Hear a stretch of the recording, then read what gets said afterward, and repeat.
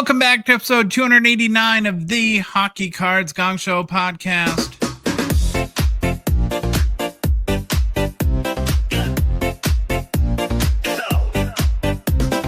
Josh brings the heat with the hobby stats. Louis on mute, yeah, we're used to that.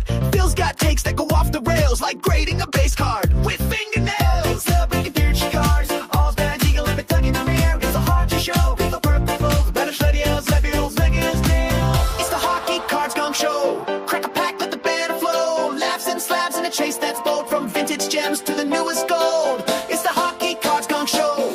Crack a pack, let the banner flow. Laughs and slabs in a chase that's bold. From vintage gems to the newest gold.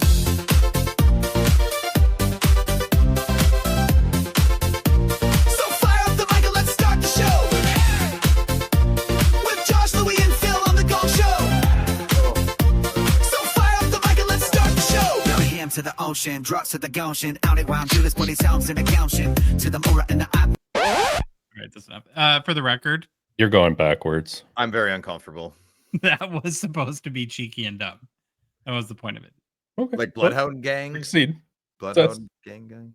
Well, I told the band, the house band, I said, Okay. give me something that reminds you of like early 90s cartoon intro. Okay. I see Is it. it now?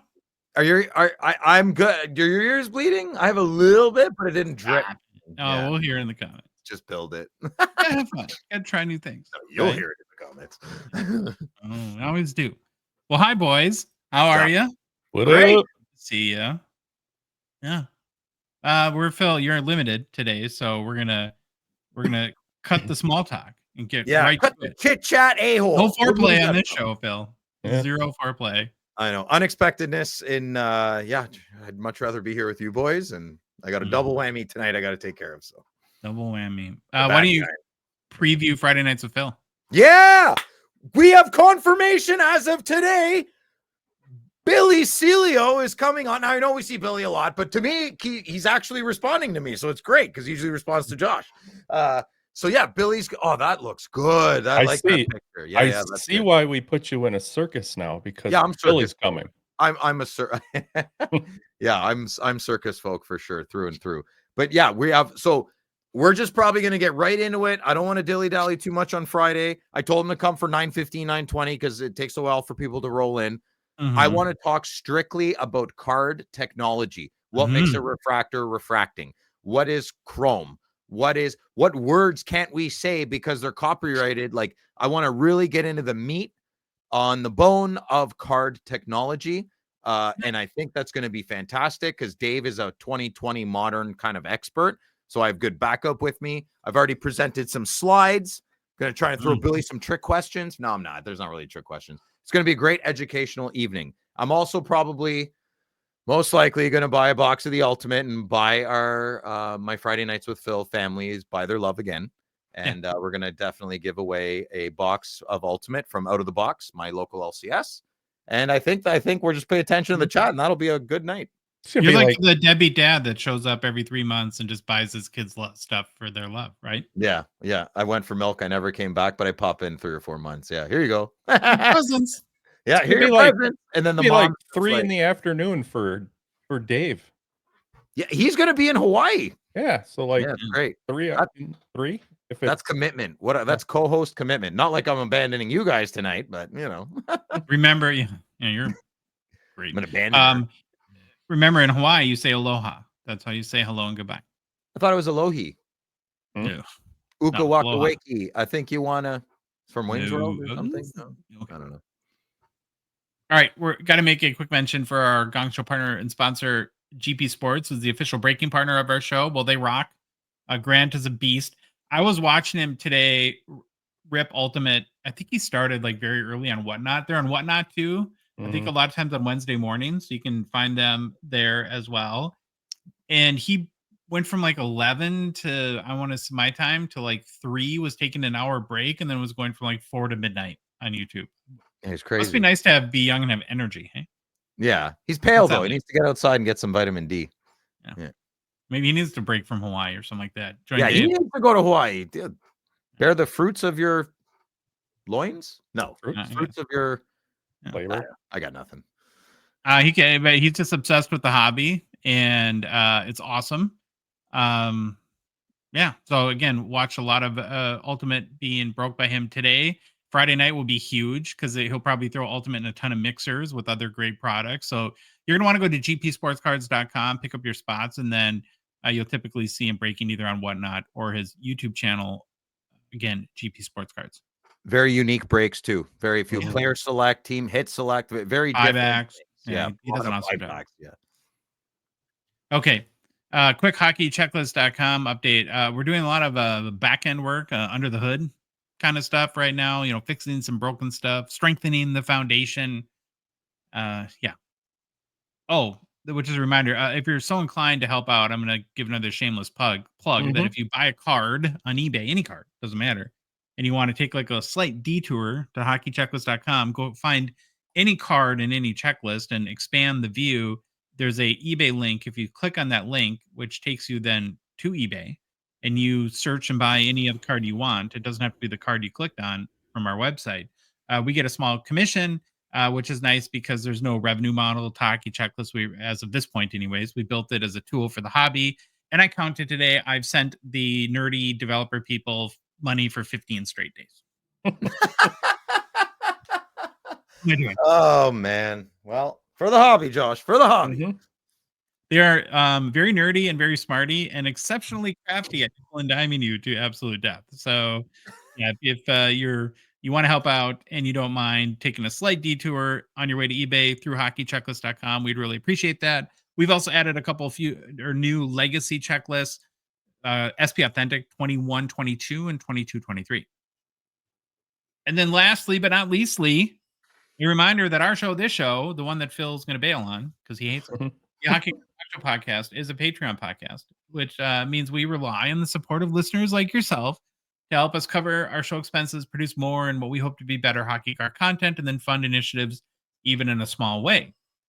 You can support us for as little as $5 a month. You just do it through Patreon, which there's a link on our website, hockeycardsgongshow.com, or go to Patreon directly, patreon.com, and just search for Hockey Cards Gong Show. If you're watching us on YouTube, there's a link in the description, or listening to us on a podcast app, a link there, and then in our Instagram and TikTok profiles too.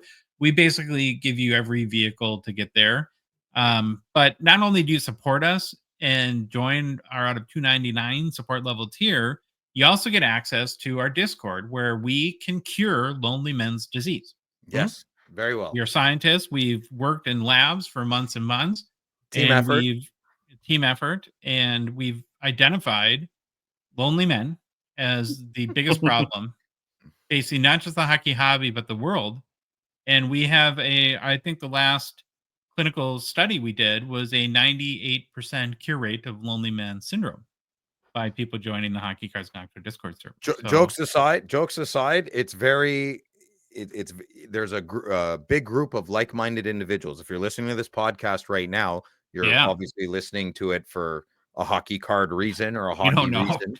Yeah, we don't know. Is We're this still like trying to figure that out. this So part of your sentence?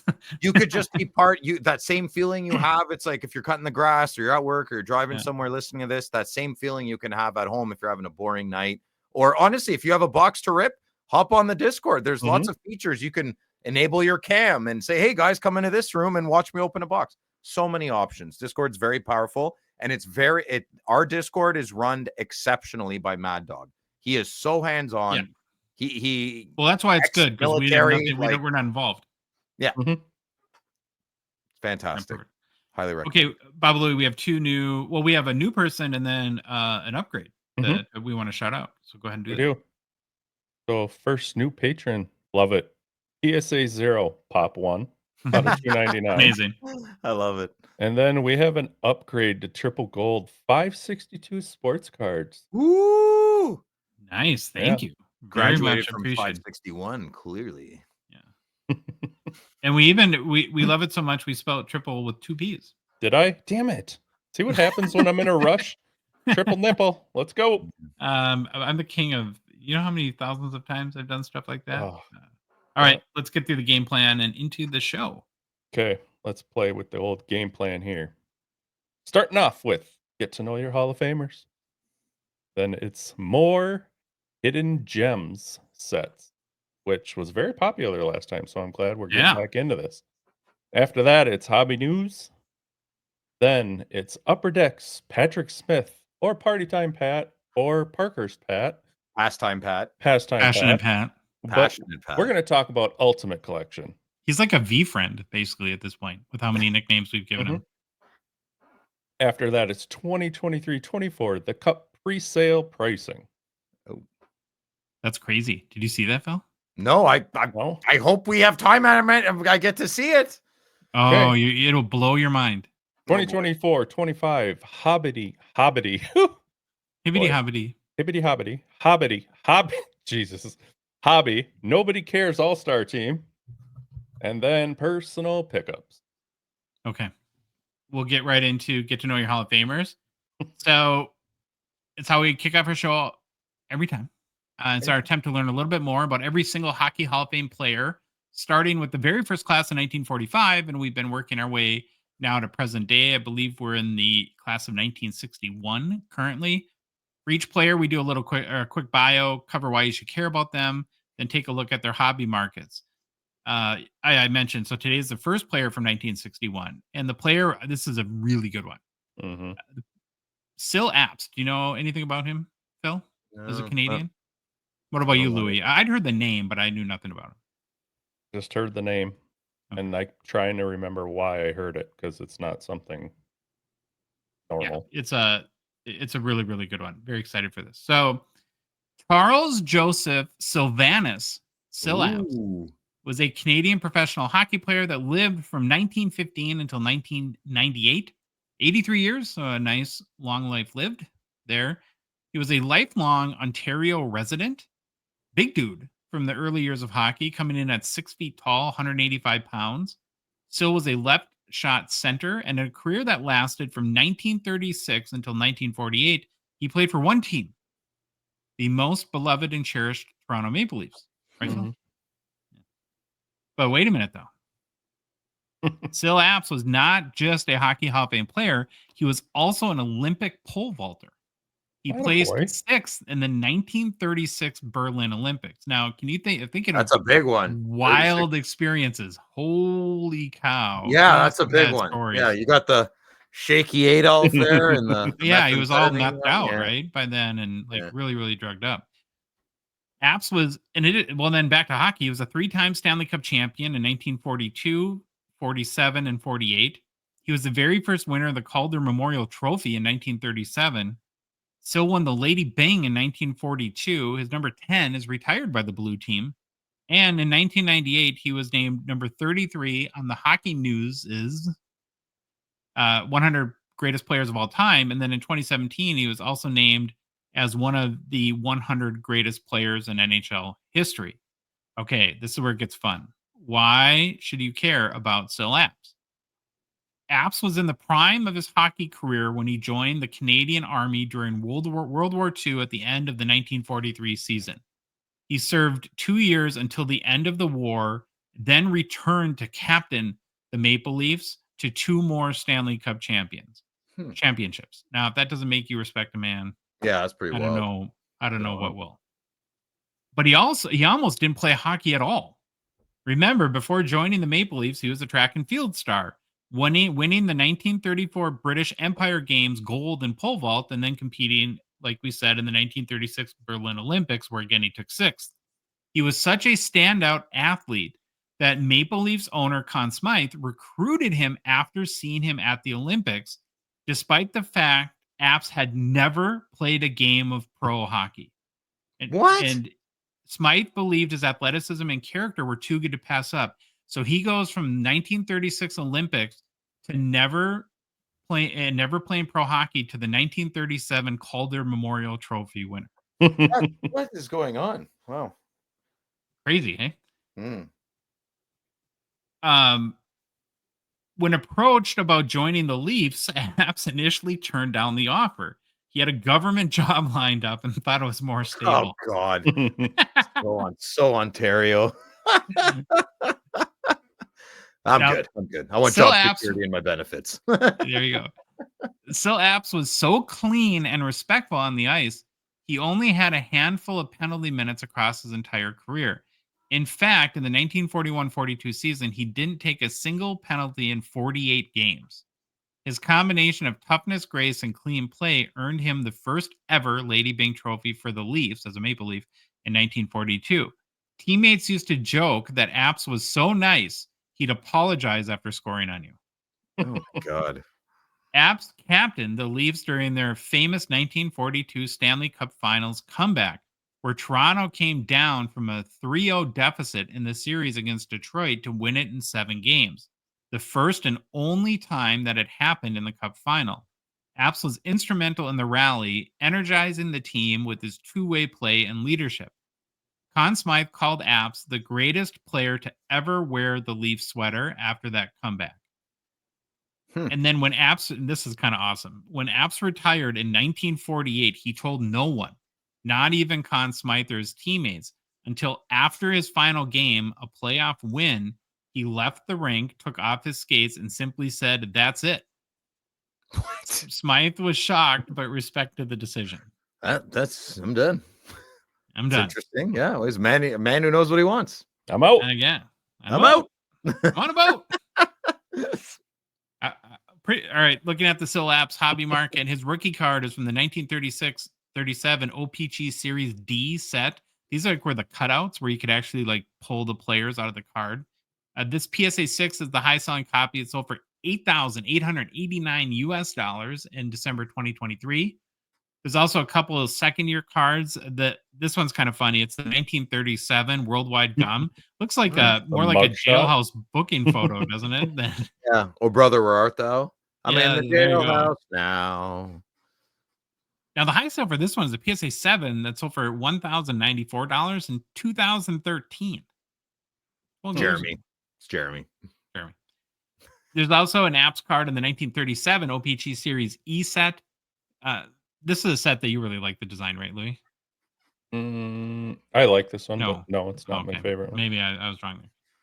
PSA 7 is the highest selling copy, went for $918 in October 2018.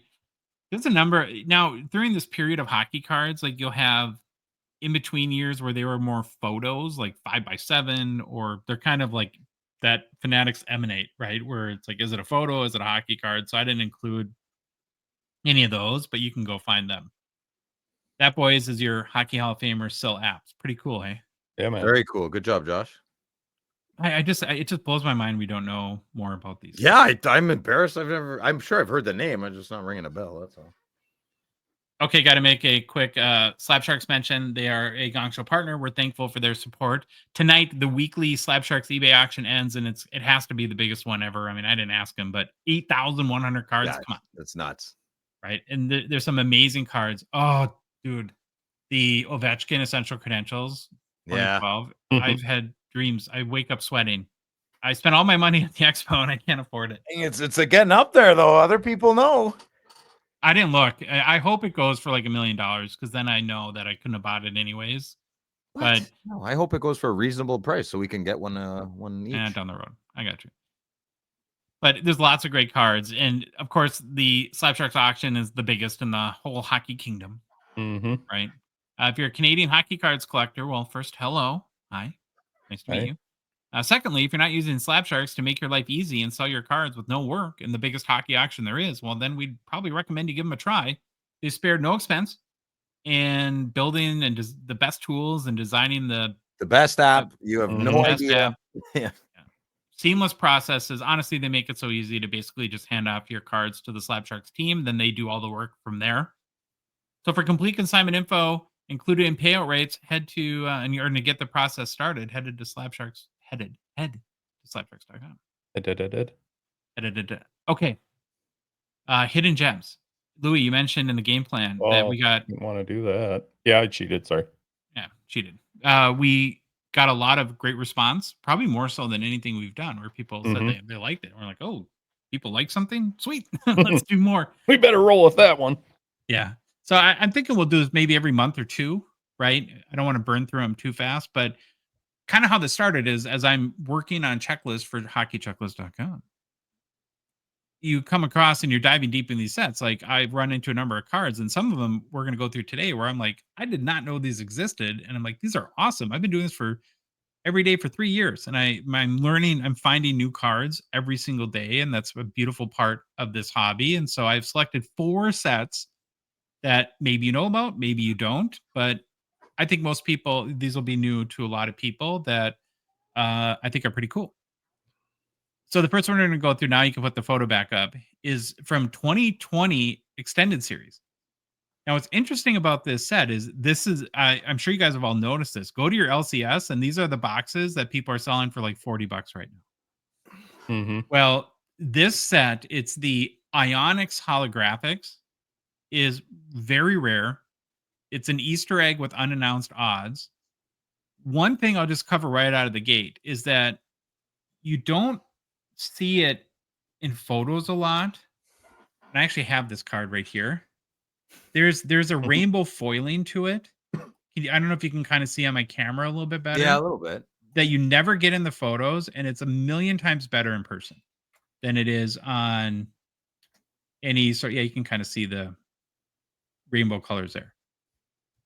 So Ionics. Ionics. Ionics. It's a holographics Ionics. I have 2 now. I have this Super Mario, and then I have a Gordie Howe. Oh, wow. And the checklist is small. It's only 10 players. So there's Gordie Howe, Bobby Orr, Wayne Gretzky, which is, I think, the next one we can look at. Oh, yeah, that's that the one. wrong one. That one, right? And then there's Patrick Waugh, Sidney Crosby. There's Ovechkin, Carey Price, Connie McDavid, and then AM34. Now you can go back to the other one, Louis. Mhm. There is an auto parallel. These are all 1-on-1s. I don't like these as much, though, because they're sticker autos. Yeah. But, if you're into that, if you're more into the auto card, but they're all just 1-on-1, right? So there's 10 total. Now, when you talk about like rarity, there's only about 70 total sales of any of these cards in card Wow. letter sale. Like, they're super rare and tough to get. And I found them on my card post like a year ago and kind of started to learn about them then. But I don't think there's a lot of, and it's very common with Easter eggs. There's just, I don't think a lot of people know about these cards, whether you like the design or not. I just think that they're very cool. The highest selling copy of a non-autoed version is the Wayne Gretzky PSA 10. That sold for $600 US in May of 2023. That's a chunk of change. Oh yeah, I mean, there's only like 2 or 3 sales per card. Yeah, that's wild. The Ionics reminds me of the Bic. The Bic a little logo. bit. Yeah. So that's card 1. The second is another kind of personal favorite of mine. It's the 3D Easter egg from 2014 O-Pee-Chee paper. Yeah. Now, the big thing with this card, here's another one that's very, very rare. These are expensive. Yeah, I couldn't. Yeah, I couldn't do it. There was like $400 for I forget who it was. It might have even been a Gretzky. I'm like, I can't do it. I can't do it. I can't spend that kind of money on an 80s type of hologram card. Oh, I you see again, and with a lot of these, it's going to come down to your personal taste. But Yeah. And I only have one. I have the Pavel Datsyuk. What'd that set you back? I think I got a deal on it, like 150 maybe. Yeah, so that's crazy. Yeah, so it's probably like Gretzky's probably $1,000, and I love the card, but I can't do it. It looks like it's from a gumball machine. Well, I kind of figured this would be the part of the movie where you say, "Oh, I have like 7 of everyone." No, I have none. I never told you because I keep weird secrets, and I'm way too honest about most things I shouldn't be. If something's a secret, it's not weird. It's a secret. Yeah. Whatever. Well, they're lenticular cards that give off that 3D vibe. Here's the key, though, and Louis, thank you for inadvertently making a mistake and helping me point this out. What I do? If you're searching on eBay or ComC or anything for these cards, you have to search 3-D. Oh. You won't find any. You would never know, Louis. I would have done the same thing. But as in doing my research, I was like, I wasn't finding any. I'm like, what the heck? And then you add the dash, and all of a sudden, they all appear. So a little dash of a dash makes a big. What's this card called? What's it called? It's the 3D Easter egg. 3D, That's it. 3D That's the card name. 3D Easter egg. Yeah, or just 3D. 3D. I bet D. you it's just 3D. I even 3 wrote it dash on D. 3 dash 3 D. dash D, right? Now there are 42 cards in total, so you will find a number of them. But if you're like if you're searching on eBay, so I want to roll through a couple. Probably the most valuable one and the highest selling to date is the Ovechkin. That sold for 628 in March of 2022. I don't love the portrait ones too, so I mean I would rather have probably the Gretzky one than this one. But there's one that I love, and it's just so overpriced, and I've tried to make offers and reach out to the seller. Maybe someone else will be the Joe Sakic. You're Which buying the is an jersey. Look at this, Phil. I'm looking. That's wild. Yeah, Come on. that's too much. Yeah, Yeah, I think want the it. guy wants like 450 Canadian for it. Yeah, though. that's crazy. I would slap the money out of your hands. That's silly. Don't do that. But I mean, I've had, do like, it if you want. $200, and it was like instant rejection, right? So, and then another one I really like in this is my boy, the Russian Rocket, Pavel Bure. Oh, he's in the Canucks uni too. Yes. Mm. Yeah. This set is awesome. But again, these get Pricey. So, take that for granted. Okay, so now the next one we're going to look at goes to 2021 extended. So we had the Ionics in 2020 extended. Now we're going to go to 2021, where there's a 2001 Young Guns Retro that has a really nice checklist because the rookie class in 2021 was pretty strong. So again, these were Easter eggs with unannounced pack odds. But actually, you could find when I went through EPAC, I found out that because they somehow have to list the odds for every card there, that these were inserted about 1 in 5,570 packs. Whoa! I So didn't know they're very that rare. rare. Holy Very. crap! Well, here's the thing too; they've gotten really cheap. Yeah, Like the last Caulfield sale was like 90 US. that's wild. He's So it's dropping like almost that. it's the I same don't get price as that. a regular Young Guns, and this is one in like there's a billion of them, and this Yeah, is it still won't be. I have the Stutzel 2003-4 kind of Young I Gun, gotcha. and it's a beautiful card, better than his Young Gun, and that thing just tanked. It just Mhm. tanked hard. No one cares about it anymore, and it's a beautiful card. I pick them up if I can. I like retro Young Guns, Yeah, especially me too. when it's they were made during that player's rookie year. And Like rare. I like the short print aspect of it. Yeah. it's like I would way much rather have this than a regular Coke Caulfield Young Guns. Now there's 8 players on the checklist, so we'll roll through the list and then we'll show a couple more designs. So there's Trevor Zegras, who was huge for a moment and isn't anymore. Then Lucas Raymond, I think this is a nice looking one. Cole Perfetti Mom Spaghetti, hero. Nice. For recent hero for the Winnipeg Jets. Quentin Byfield has one. We just saw the Cole Caulfield, Dawson Mercer, what could have been Louis. That's probably the worst one of the bunch at this point. Anton Lindell, You jerk. and then Mo Sider is the final Yeah, one. he's the best one out of all of them. He's awesome. He's a gamer. I could only find 16 total sales of any of these cards in card letter sales history. And like I said, they're going cheaper and cheaper. So, again, the whole point of the series is not like you're going to strike it rich. It's the cool, rare cards that you might have not ever seen or heard about. Right. And so I think that this fits the bill. No, this is great. This is a good segment. We should do it once a month. You should do it once a month. You should do it. I know, because then people buy the cards I want. I want to talk about the cards after I get them. Well, I did that with this. Josh did. Yeah, I know he did. That's why I'm saying it. Because I'd never seen these before. So the final card or set we're going to go through today is from 2018-19 O-Pee-Chee paper, and it's a parallel. It's a short printed, super short printed, unannounced parallel of the retro set, where just like with 1980 Topps, they did a scratch off on the name.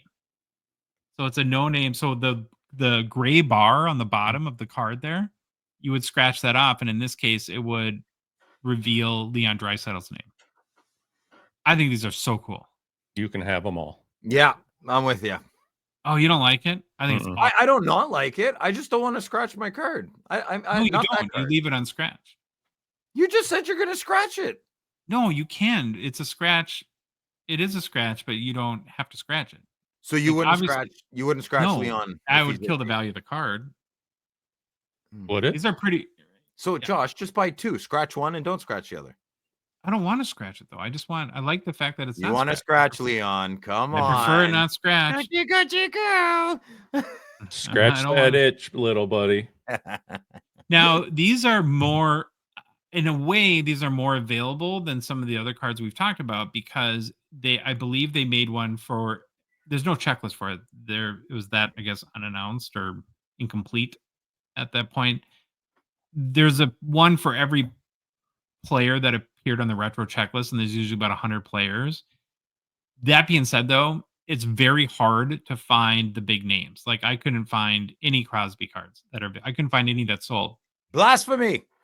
Yeah, but there is a Crosby of this, so I'm sure you'll go buy it because even though I want it. Get out of here, big baby. So those are the 4 hidden gems for this month. Good job. Which one do you guys like? Do you want to the show most the pasta or not? Oh yeah, there's a pasta. I think these look nice. Do you guys like spaghetti better or spaghettini? I'm in a What? spaghettini pasta. Spaghettini. I don't feel so full. What is spaghettini? You don't know what spaghettini is? Oh, you Americans, so crazy. Hamburgers and French fries. All right, let's go. Louis, right. with the game plan. Is this your first time on the show? No, I'm not. I know what's next. I'm just playing along. Let's All go. right. Well, you know what's next. To answer the question you yeah. asked, though, Thank you. I would be all over those Ionics. That's the best out of all these. I love those. I want them all 10. They're not bad, man. When you held it up, it looked pretty awesome. I don't know if It's awesome in hand. Have you seen them, Louis, in hand? Yeah. Yeah. At my house, right? Because of, I saw Josh's how. Banger or what? Dude, they're awesome looking. It's worth it. All right. Yeah. Do we have to give Mr. Bigglesworth the producer role? Can you since he hear is one him? shot? Oh my God, he's howling. It's a poop roar. He just went to the bathroom and he roars. He's conquered. the You do litter that box. too? Yeah. I've Well, heard, I've been known to roar. I've Yes. heard stuff like that goes down at Louis' house. Hobby news. Hobby news. Data we're going to present to you from the hobby. Mm, Amen. okay. All right, Louis. Okay, Let's talk some NHL draft. After What? this, I gotta go and the show's yours. I'm sorry. After hobby news. Okay, Okay. That's we'll miss great. you. I'm gonna miss you. I'm driving angry. Wait. Can we go back and let's pull an on-air production meeting? Yeah. Okay. Do the resale pricing and then we'll do hobby news. Pre-sale pricing. We Oh, We'd the rather cup? do that, the cup The- presale. Will I you try really to kill wanted- me? Yeah, so we'll Oh, just got to Uh, get rid of that. Yeah, we can. I just gotta get to the right slide. okay, well I'll 'cause- just start and then you can find the pictures. Okay. Well, that was fast. Yeah. He's got it right there.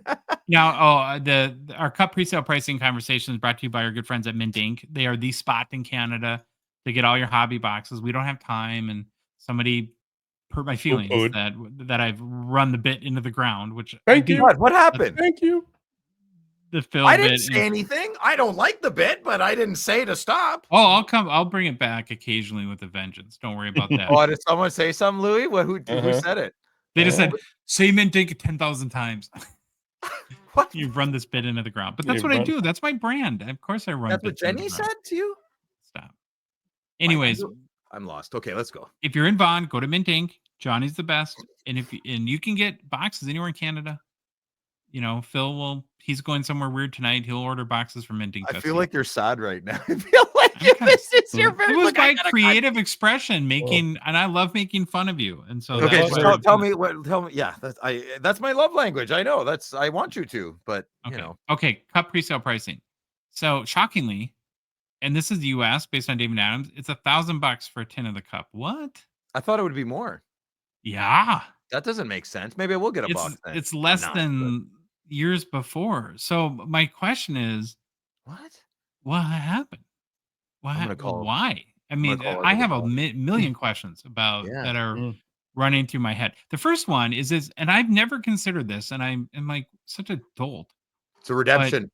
The Bedard's a redemption. Oh, okay. Can you That would be- imagine? I didn't think of that, but Sticker auto. It's a sticker auto and it's a redemption. Yeah, let's lower the price. They'll get mad. do we even know who sets the price of the cup? Yeah, the distributors. No? But there's a bunch of them. So are the price of any product, not just the We only cup, have right? 2 up Who here. determines? Is there like one like alpha distributor that's kind of like the bully that everyone's afraid of, and I think they so. set the price, and then everyone just follows? Is that how it works? Well, I Upper Deck's got to set an MSRP, and then after that, it's They no, free they don't. game. There's no They don't? MSRP. Oh, really? No. No. Really? Why do you think you can go get a box that's $400 and then go 3 miles to the next LCS and it's $250? That's the dumbest I'm just thing I've really heard of. happy. I'm so happy you bumped this up for hobby news. I don't know. This is pretty enticing. I'm such a big cup guy, but it's not. I like a big rip. Even if the box is kind of poopy, I like a lot of packs, a lot of cards, cool inserts. It's like I'm gonna turn over 1 card a day. Like, come on. How is 23 O-Pee-Chee paper is still $200? So it's basically the Mhm. cup equals 5 boxes of O-Pee-Chee paper. Josh is forever beef, eh, Louis? He's like, It you want to still tell makes me no we're sense. gonna get Makes Mr. no Masher sense. on here? Yeah. I We're want to gonna rip get Mr. one of those. Masher on here, and all Josh is gonna care about. So why is the O-Pee-Chee price still expensive? But he's not wrong. I No, I want to know, I rip know. that. I can't wait to, but not at that price. Jesus. The The only year ratio I should have be like 50-1 for gosh sake, based on the spectrum that each of those products is on. Yeah, Yeah. so here's the possible reading the tea leaves that I've come up with, that somehow that maybe they learned a lesson from series 2, and it's like, if you make it $1 trillion, Yeah. you're not going to sell it. We're going to sit on it, and then what happens if Bedard is worse next year? Then we're sitting on a bunch of cup nobody wants. I get what you're saying. Yeah, that's pretty. So maybe We let's know price that. it to sell. Or is now I haven't there's no other evidence of this, so I don't want to sound the alarm bells, but could this be an indication that of hobby health to some degree, that they feel like that it won't sell for more than this because of No, where the I think hobby's it's at? more the. I Maybe almost feel like prices are just coming back down to reality. no, Yeah. it's lower than the year before, but the year before was a. I mean, well, I don't know about American prices, even I if it's get that. above I that. feel like it was like 1100 2022 the cup. What a year, though. I mean, the Oh, last 2 great. years of the cup have been just a knockout of amazingness. Big fans of both the I had years. to check twice because I thought that couldn't be right. $1,010. You refresh it, and they just forgot to put the 9 after the comma. Crap! Fire the intern. That's wild, man. I'm so happy. That's gonna make my drive smiley. Well, I mean, every breaker in the world must be doing backflips right now because they're gonna sell a lot of breaks at cheaper.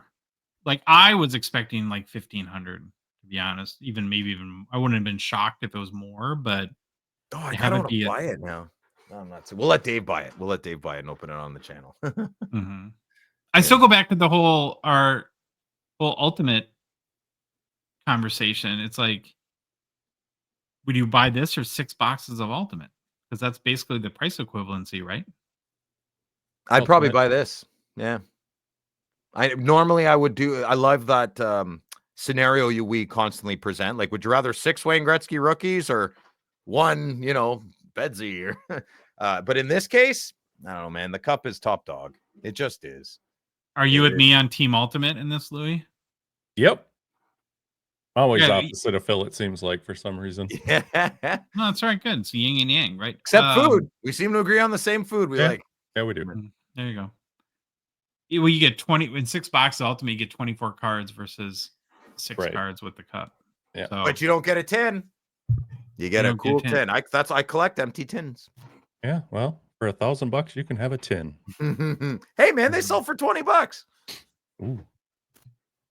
It's shockingly low, right? I mean, that's like an appropriate Josh word. can't get over this. Mhm. I'll ask Billy on Friday. He obviously sets the price, so I'll ask him why he did that.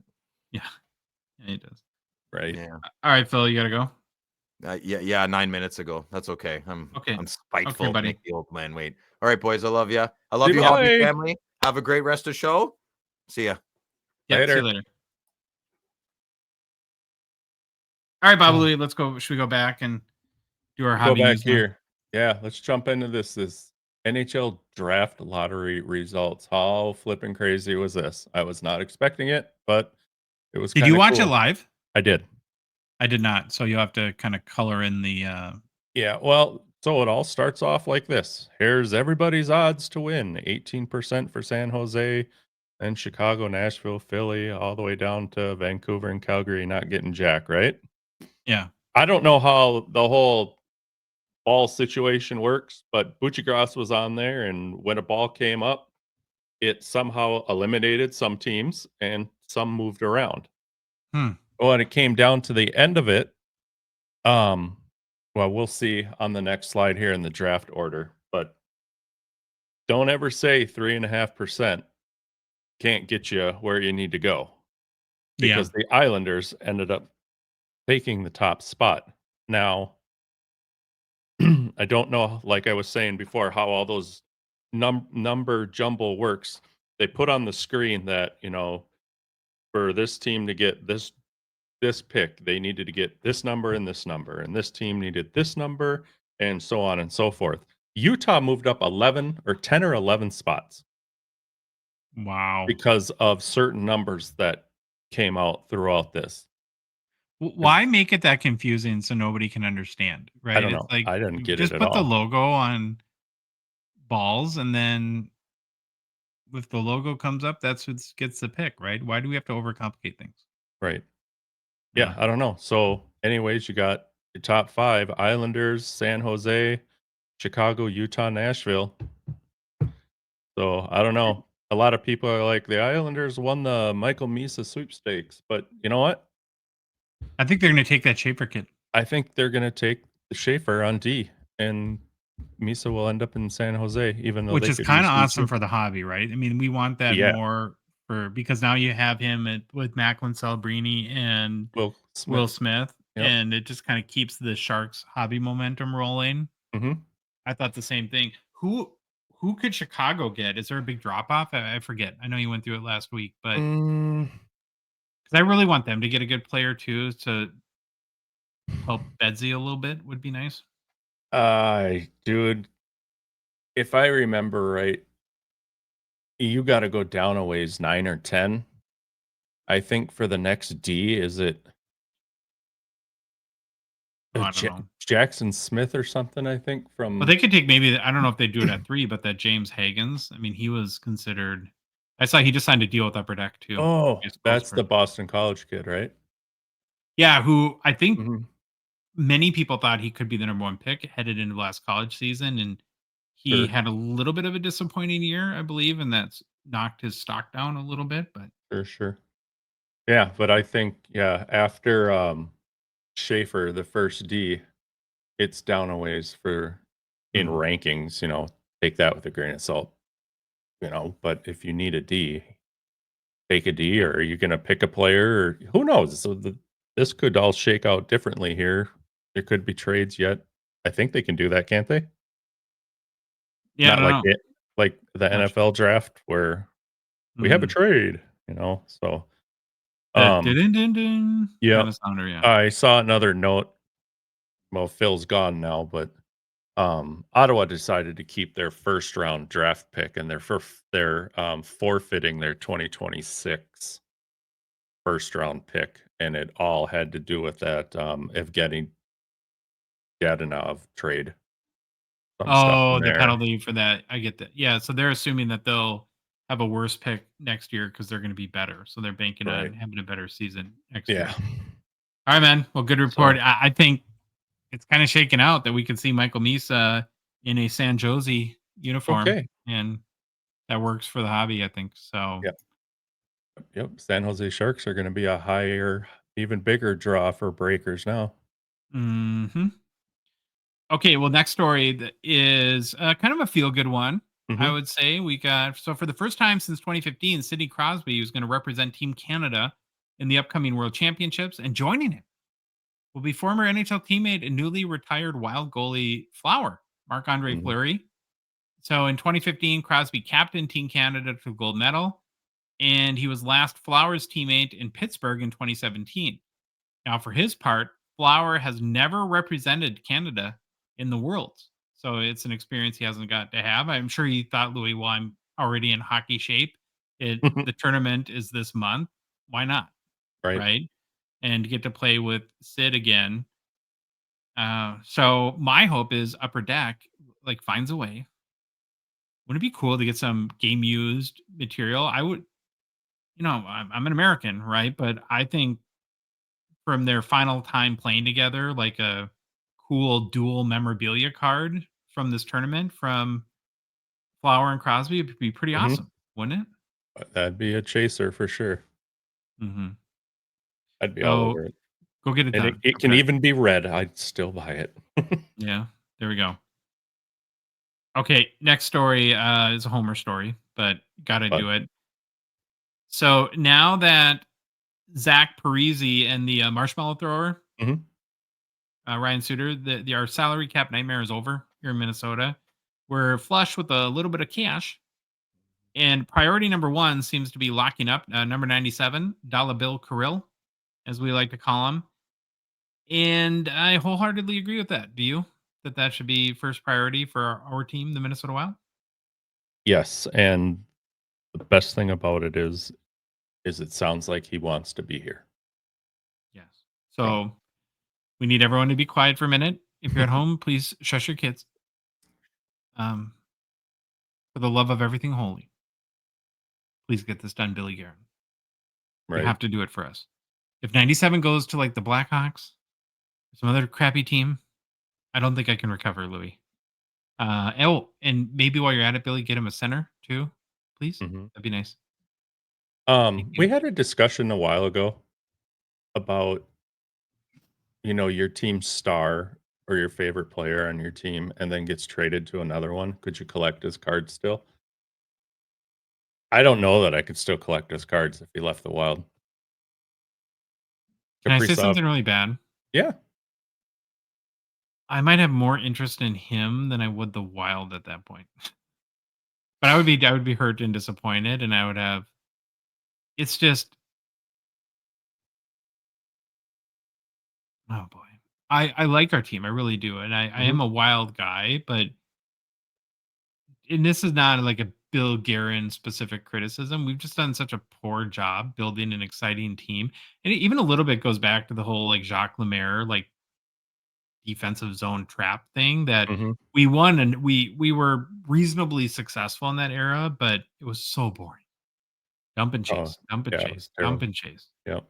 Now, I don't mean to Right? sound contradictory about that because of my Madonna situation, but I don't know, something about Kaprizov in another uniform is not right now, No, maybe in no. 5 years, but But the kid did say he wants to be here mhm, and that he likes it here. So I don't know why you would do that. And the Wild have been very, very vocal about saying, and this comes from Craig Leopold, the owner, that nobody will outbid him. right. So we would never lose Kirill because somebody was willing to pay him more. Which, as a fan, that's 100% what you want to hear from your owner, right? Yep, It's like if some team offered him 14 million a year and we were only willing to pay 13 and we had to lose him for that reason, I would be very upset. right. Yeah, Okay, because he makes everybody better, a lot of people would say, "Well, how much do you wanna give up?" And then now um, your cap is stuck with 1 guy and not 2 guys. This guy makes this whole flippin' team. When he was gone, team was terrible. He comes it was back. hard to watch. It was Yeah, almost unwatchable. he comes back and makes, like every good player should, makes other players better, and that's Mhm, exactly what he did rolling into the playoffs. So, 100%. they gotta lock him up. Hopefully he's healthy. And he's still Mhm. relatively young, 28. So, Yeah. okay, Homer moment over. Mhm. Next story Mhm. is just came out today. Utah Mammoth. Yeah.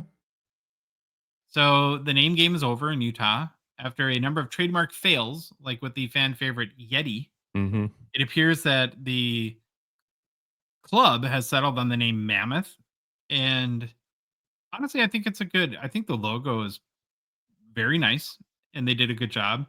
My favorite part about this image we're looking at is I love how they kind of stuck with the hockey club treatment on the away Yes. jersey and Yes. then use the logo on the home jersey. I Yep. really like when hockey teams have very distinctive home and away jerseys. So I'm praying that they keep it that way. That's the first thing I said when I saw this. I was like, yes, they kept that Utah on one of them at least, because I liked them. I liked them the way Mhm. they are, so. And they kept the colors too, which I think Mhm. even when it was just Utah Hockey Club, that people pretty resoundingly enjoyed. Right. Yep. So Good on you, good job by you, Utah Hockey Mammoth. Club. I The almost called patches him are gonna be Yeti. awesome. I The know. patches are gonna be awesome. Well, even the shoulder patches. Look at those. Those will be sick too. Mhm. Good job. I'm kind of been obsessed with the whole colossal biosciences too, and I said this in our group chat today earlier that I probably had nothing to do with it, but the fact that if you're interested or don't know already, the company Colossal Biosciences is literally bringing back to life extinct species. You Mhm. can look them up on YouTube. After 10,000 years of extinction, there's now living dire wolves, and they're awesome. There's 3 of them, I believe, and you can go see them. And they show like the first time one howled in 10,000 years, which is bonkers, right? To think about. Well, the next animal that they are bringing back to life is the woolly mammoth. So there should be, I'm assuming soon, real life woolly mammoths again walking the face of the earth. And I think that context is kind of cool with how Utah, and maybe I'm just a sciencey nerd that likes that, but Yeah. wild to think about. Bring There, them on. bring on. Bring it. Okay, let's move Mhm. on to our conversation. Another new product release segment brought to you by our friends and partners at Mint Inc. So today we had the opportunity earlier, and Phil was there. You have to ask questions Mhm. to I chat with came the in late. came in late, left early. Well, bad employee. He's gonna get marks Nope. off on his review, Louis. I was late. Oh, well, geez, we're gonna have a Happens. lot of HR meetings around here. That's okay. So we got the chance to talk with Upper Deck product manager Patrick Smith about his role in creating 23-24 Ultimate Collection. He's a great guy, a lot of fun to chat with. And so we're going to go ahead and roll that conversation now. Well, today is a big release day in our little but magnificent hockey hobby. As we've been discussing, Ultimate Collection has the potential for some pretty big cards. So we thought it'd be a great opportunity to talk to anyone at Upper Deck other than Billy Cilio. And Yeah, we're tired of him. that leads us to Patrick Smith, Party Time Pat, as we like to call him. Now, why, if you might be asking? We can't say. Because, well, I think one of Pat's first sets at Upper Deck, the first one we talked to him about was 2023 Artifacts, and you called one of the base parallels Party Time, and your name Yeah. is Patrick, and so hence the name Party Time Pat. Now, my first question is, please, did that stick at all around the office or no? Actually, I mean, I think you guys have kind of kept it alive, honestly. Yeah. But yeah, Nice. mostly Billy for the most part. Well, there's worse nicknames you could have. Yo, yeah, no. It's probably the best one I've ever received between these 4 walls. So Does I'll take Mr. it. Mashura call you Party Time Pat? No. I guess not. He goes, Patrick. Patrick. Yeah, Stop and that. that's probably a bad Yeah. thing. Patrick. Yeah. Patrick. Hey, it's good though. Patrick. If you get the first, middle, and last name in there, that's when I gotta start worrying. Yeah, Come the to my sweats. office. No. Yeah. Well, welcome back to the show, Patrick. It's nice to see you. Thanks for having me back, boys. So we saw you in person a couple weeks ago at the Spring Expo. Did you have a good time there? Yeah, great, man. Expo, if you're a hockey guy, Expo's the coolest show. I mean, Mhm. anything you can want to see is under that roof up there. So I loved it, man. What did you learn about the hobby or present state of the hobby while you were there that week? I mean, I guess this just confirms like the last couple of years has kind of built up to this. Like just the younger people in the hobby have really, taken it over in their way. It's Mhm. a grading heavy hobby, but it's still good to see, younger collectors get back into it, in some way, Right. shape, or form. But yeah, I think the hobby's good. I mean, social media aspect of it is great. Like, you guys were, obviously around the whole time. So really good, stay for hockey, I think, right now. Hmm. Now, for your personal tastes, do you like grade your cards or do you prefer them el natural? Yeah, no, I'm not really a grader, honestly. Hmm. I honestly, it's especially with older stuff, like, the more love, especially if it's got a story to it, it's kind of cooler to me. So I like cards in their birthday suits as well. That's the best way they should. yeah. Yeah. Hmm. So when you go like to the expo, what's the most common question you get from people, when they find out like who you are and what your role is at Upper Deck? I mean, I think like people are always trying to obviously ask about the future, like what's coming up, what's we've got coming. But then again, when they find out about more specialized products, like guys really key in on that, especially. Hmm. So a lot, especially you run into a lot more hardcore collectors there that ask you a lot more like really in depth, more specialized questions about your products. So Gotcha. Was there anything like that you were hoping to experience or learn when you're like what's kind of your goals when you're at the expo? Because you're obviously there for work and representing your company. Are you looking for feedback from people? Are you looking to see what trends might be out there? What are some of Yeah. your goals? Like, what are you doing there? Like, are you doing reconnaissance? Are you going back to California to kick in information? I mean, I guess it's all of the above. Like, obviously it's cool to, meet collectors and get to deal with them on a face-to-face basis up there. But yeah, then the same vein, like I'm walking the floor, if I'm working on, say, a future Parker set that's retro, like that's a great show for me to find, great examples of oddball 50s Parkhurst cards, fish and wrestling, and Gives you some of ideas. the Gives some you of some that ideas. stuff. Yeah, some of the original binders and stuff like that. You get to really put your hands on a lot of the original stuff. And so for me, I like to actually put my get gritty and bring back a lot of stuff kind of to the library, like because there's just so much stuff you're going to put your hands on there that Hmm. you're never going to see at any other show. 100%. No, I think that's a really good observation. So as we mentioned, big day today with Ultimate Collection dropping. I think you said right before we started recording that this is your first year working on Ultimate. Is that correct? Yeah. This is the first time I'm taking it over. I'll have this and 2024-25, the celebrating year as well.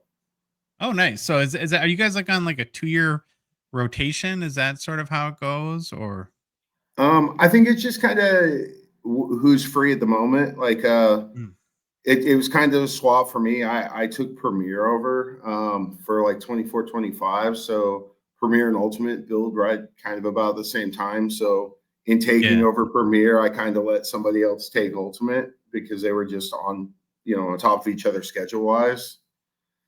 But yeah, I mean, I definitely think around here, every guy builds sets differently or has different with different way of looking at things. So I think it keeps products fresh, if every couple of years maybe a new guy gets to put their hands on it or sure. Yeah. And a new perspective yeah. on the product. I would assume though that Ultimate being one of the more premier sets that you got to probably have a little bit of experience under your belt at Upper Deck before they graduate you to working on a set like Ultimate, right? Like that wouldn't be like your first day on the job.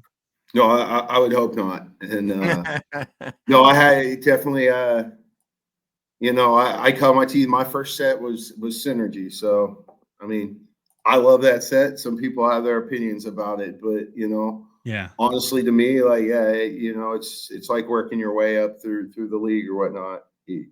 sure. Were you Ultimate's part of? kind of when you get asked to do a set like Ultimate, it's kind of an honor because you've the stuff you've done previous had an impact to get to earn a set like that. Were you part of the last Synergy set?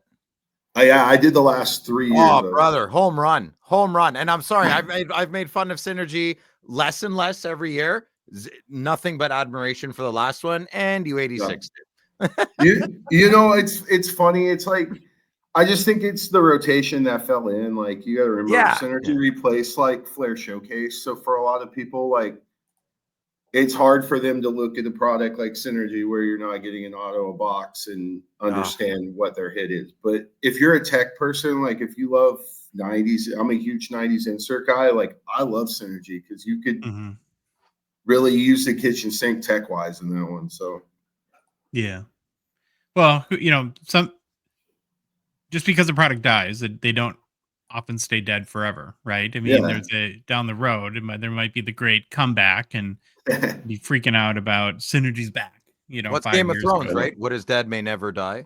Yeah. Very prophetic, Phil. Well, luckily we don't have to worry about that with Ultimate. So Well, Ultimate was kind of the cup before the cup, right? I mean, that was yeah, I think so. It definitely Ultimate really established itself in baseball and basketball. I remember as a collector before hockey got it. So yeah, it really was the highest inset before the cup. It was one of the first I remember single pack products. yeah, and then Exquisite, probably Ultimate and Exquisite Yeah. a little bit. Where does I don't know if there is, but if there isn't, where would you put it? What's the pecking order right now? We know the cup is like as far as most hoity-toity big deal sets is on the tippy top of the mountain, and that's the mandate from the NHL. Would you put Ultimate number 2, or does it duke it out with Premier for that, or some other set? I mean, yeah, and maybe I'm biased because I built Premiere too. Like, but I think really they're kind of neck and neck. Like you just both of those, if you're looking for strong second tier and like the MIM department, like yeah, I would put both of those in the strong second tier together because Premiere has mega patches, which is probably one of the bigger unsigned MIM cards we do all year. But Ultimate's really like your shield chase. If you want shields, Ultimate's your best place to go look for them. So yeah, I would say those type of sets probably rank pretty high tier 2 with us.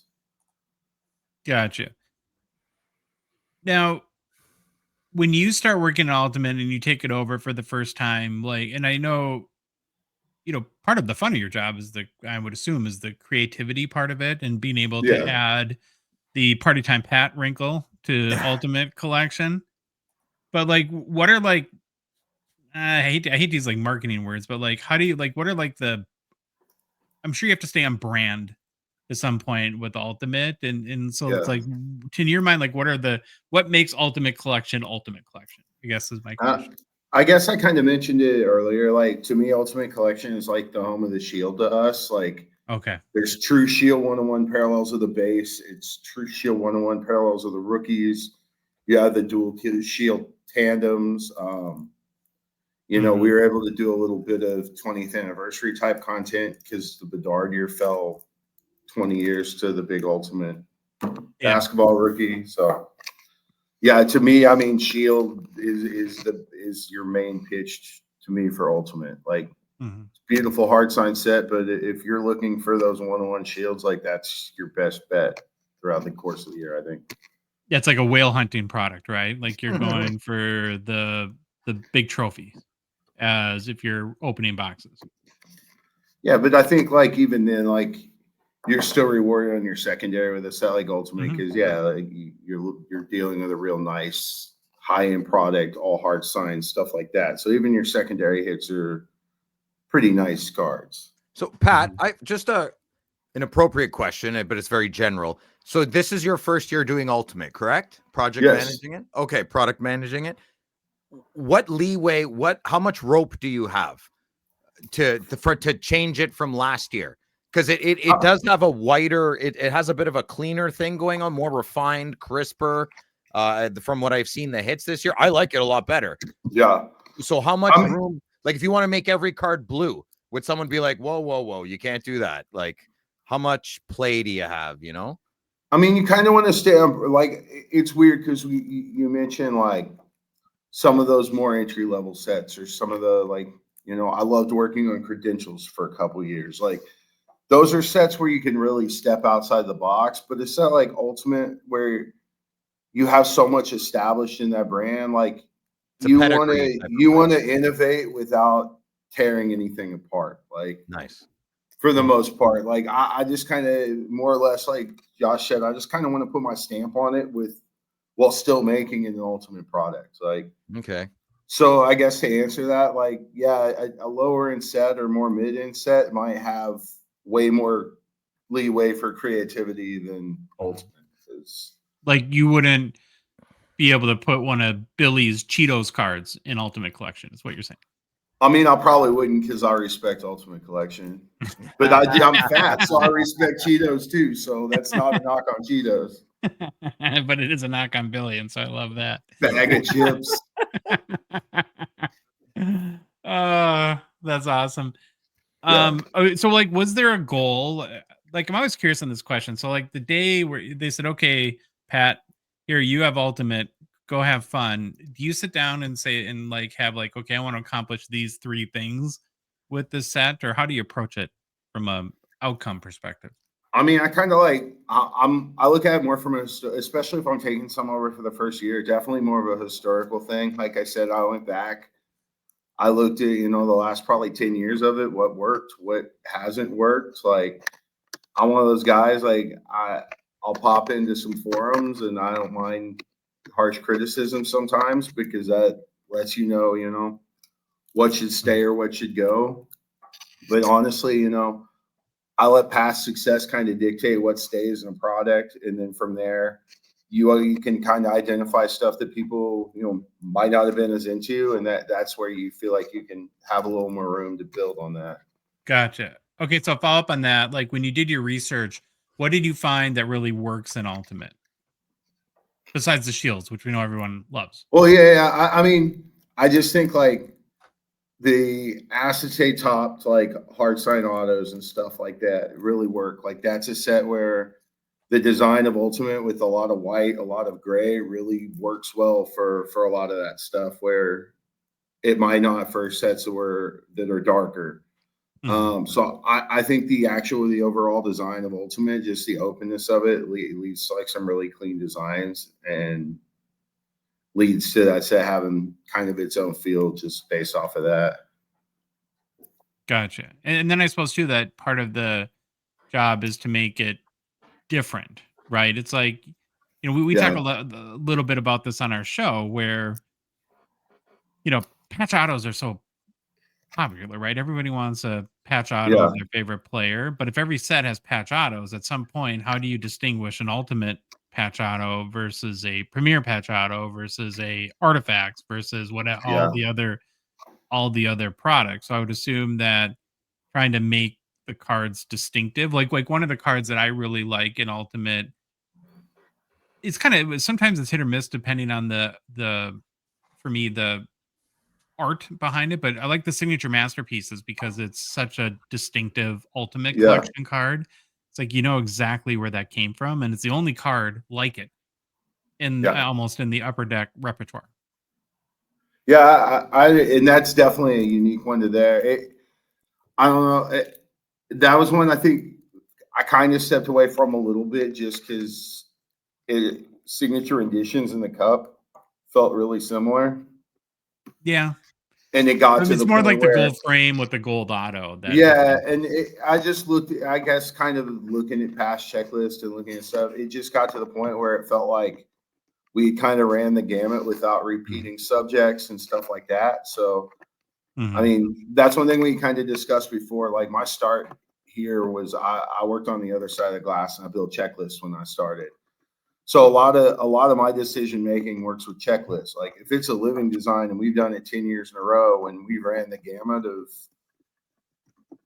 every decent player we can do, it's time to change something up or it's time to freshen something up. So I got you. No, that makes a lot of sense. And I think that to some degree, and that's been an issue. I know you guys we've seen you pivot away from that, but it's the whole, like, if, not that you've done metal, but if there's a McDavid Jambalaya every year, at some point when there's 47 McDavid Jambalayas, are any of them special anymore? So I think that's kind of what you're saying, right? Is that just the first one? Yeah. And and I feel like that's the thing is like where you talk about like with the like Ultimate, where I look at things and I feel like things need switched up. that's a big deciding factor for me. Is like a lot of these premium sets like have a lot of living sets. I mean, you could even break it down like look at like artifacts. Those hard sign forms and artifacts, those designs have lived on for 5 or 6 years. Like eventually it's going to get to a point where I'm going to look at those checklists and we've exhausted every decent guy we can in those. So it's time to move on. So that's a lot of the decision making on my end too, is can we still make this insert compelling and can we still give good content within the insert that we haven't already done or within this set that we haven't already done. And if me as a collector, if I look at it and I feel like we've ran the well dry, like that's a lot of the time too where I'll try to switch up some content. Question, Pat. I saw an autograph debut thread patch today. Is that the right autograph debut thread? So 2 questions. Lucky you. Is the patch window getting smaller or is it just me? And secondly, if it is, does the jersey room people tell you to make the window smaller so they can make more cards? Or is the jersey window bigger or smaller if you guys decide that in the design room? Do you get what I'm saying? Like, do the jersey room people talk to the design room people and say like, whoa, we only have 2 jerseys left, make the window smaller? Design team goes, yeah, okay, let's do it. No, it's not so much that at all. I mean, I think part of the reason, and I hope this doesn't sound negative when I say it this way, but like, so you have the mem entrapped in the center layer of the card, and then you have the top sheet over it to entrap, say, your memorabilia piece in there. I think part of the problem, and it made for beautiful cards, but I think in a lot of situations we may have gotten a little too cute with the die cuts we did on that top sheet. Okay. To where the mem card, the size of the mem we're using hasn't changed at all. It just to the naked eye, more of it's covered with the top sheet. Okay. So more of that card appears. A perfect example is artifacts. Like a lot of people came to me about that set last year because the mem pieces looked smaller. They were the same that they've been every year, but we used that little curved piece to the die cut. That curve was enough to cut probably 30% of that, cover 30% of that piece we were using. Okay. So I think that's one thing that I know that we've been conscious of, and I know at least I tried to change, is like when we are going through and approving designs, like I'm kind of asking the designers, like, is this going to cover up more of the memorabilia than we want to? Because like I feel like that was a lot of years we keep the same size stub. It might just appear that it's a little smaller because of the way it's presented on the card. But as far as that goes, no, we basically determine all that on our end. Okay.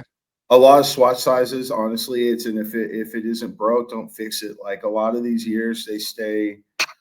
We stay the same on swatch sizes if a card is common or is in the same family and lives on. Like that debut patch is a great example. Like we do that set every year. The patch size might change orientation or something like that, but usually that we don't mess with unless. So long answer to your question there. Oh, good answer. No, it was great. Yeah. But yeah, I hopefully that answers it. Like a lot, there's been more than a few situations, and like I said, the finished cards look absolutely beautiful. The feedback I've heard from customers or collectors is, hey, are you guys getting smaller with these pieces? And it's just a little more of it was covered than before, and so it definitely to the eye, it makes the eye think that that's a smaller mem piece in there. So and this is a subjective question, so I understand all you can do is give your own personal opinion. Oh, I got a subjective answer for you. Good. I can't wait. We're subjectively irrational around here. That's what we like to call ourselves. What's the perfect size mem patch? Because like I see like the mega patch cards like you're talking about, where sometimes it's like, yeah, the patch is amazing, but there's like a little like poking of a head on the side of like the player going, hey, and it's like that's all that matters. It's like, I don't know about, like when the patch basically takes up the entirety of the card. Yeah. And it feels maybe the mem's too big, if that's sense. And then, like artifacts, some people might think is just even on a normal year is too small. In your opinion, what's the perfect size? I mean, I think the perfect size is probably about, I don't know, like maybe an inch by like an inch and a quarter or like 3/4 of an inch by an inch, somewhere where it's a little bit of a rectangle, like I said, That's the I best just size. think I just think rectangle. That's a perfect example. That's a rectangle swatch, and that top sheet is die cut to frame it with that bottom, like that piece of MIM underneath there would be just a straight rectangle piece. That's probably about exactly the size I'm mentioning. So I rip this apart. That's a rectangle underneath. You should More do than it. likely, more than likely, yeah. Because Let's test it. No. If you're a real hockey journalist, hockey card I'm journalist, not you would I'm not a test it hockey with Jerry. journalist. I'm a tree cutter. Podcaster by night, kind of. Yeah, no, you shouldn't. Fine, then everybody knows how committed you are. Yeah, Phil's not really a Yeah, hobby. no, but to answer that question, I guess just in the shape, I think rectangle always presents awesome, especially in vertical orientation. That card Phil had was a great example. Yeah, that's a rectangle with a nice top sheet that frames that. So Well, Pat, to let you know, Josh is being very professional right now. Josh doesn't like patch cards, so I do. no. That's okay. I don't. It's not You that don't I not like them. dislike them. I just don't collect them. If it makes you feel any better, I've kind of in the last year or so kind of made it a challenge to me, especially not as much in Ultimate, but definitely like Premier going forward. Like as I said, I used to build checklists, so still having access to to view some of the stuff we have in inventory. Like I've really tried to make premium cards that don't depend on patch. Nice. We have a lot of very cool MIM in available in our warehouse, and like stuff we've never used, like to bring Premiere into it, like cutting padding from the inside of helmets and chin straps and Velcro pieces from elbow pads and just what I absolutely love are like it's easier with goalies, but when you get like a piece of equipment that has like a puck mark on it, where you can tell that this was like used, like there's like physical proof, right? Other than what the back of the card says. Yeah. That is like I have this like Vasilevsky wallet from his blocker. Not That's gonna dox great. myself.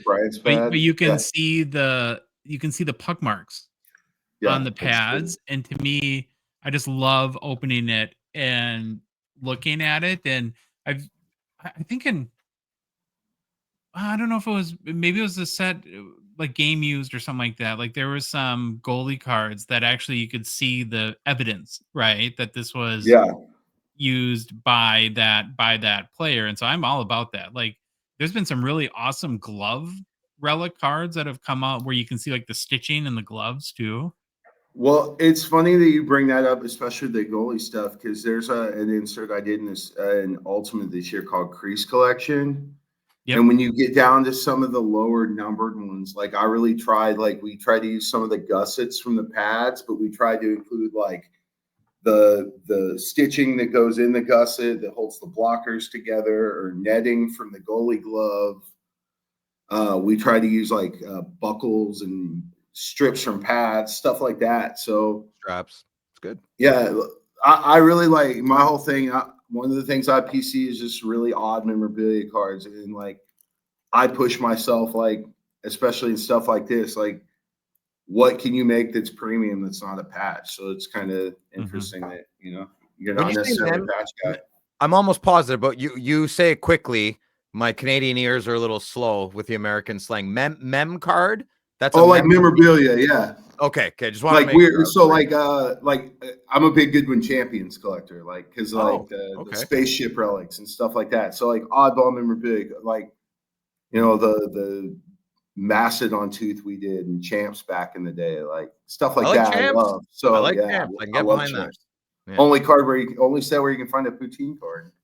Oh, is that where that is? I didn't know it came from Goodwin. There we go. Oh, that was a champs name. No. What's up? Do you ever think about changing the name, or that's the point of it, the history of the Goodwin? Yeah, that's kind of the point of it. Yeah, I figured. Well, Champs was a cigarette company. Right? That was like the 1920s. Yeah. You're promoting smoking? The history of sports cards goes back to tobacco. I mean, that's the early 1900s. So the whole continent was founded on tobacco, and I should probably stop there. We'll stop. So I'm coming in here to control this conversation, dang it. Stop. Okay, wow. kind of a follow-up question on the mem, because I was actually thinking about this today, where the NHL Shield patch is kind of big on a jersey, which is great in the sense of like if you hit the Bedsy 101 Shield, but it must be Yeah. a little limiting from the design factor. Because I remember like a couple years ago, like the big basketball card was the triple logo man. Now the NBA patch is more taller and rectangular, so they could fit like 3 on a card. And in the Yeah. case of like now, even the most modern patches, can you even fit 2 on a card, or is that getting tough at this point? Yeah, actually, in Ultimate, we have they're called dual tandem shield Oh, yeah. cards.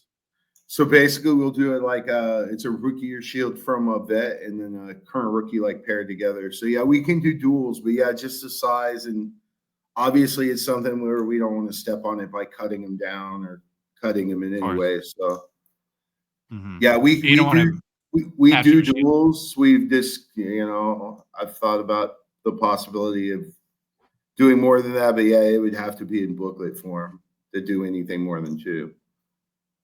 Oh, yeah. Now, Phil, you're not a booklet guy, or Louis, you can answer this too.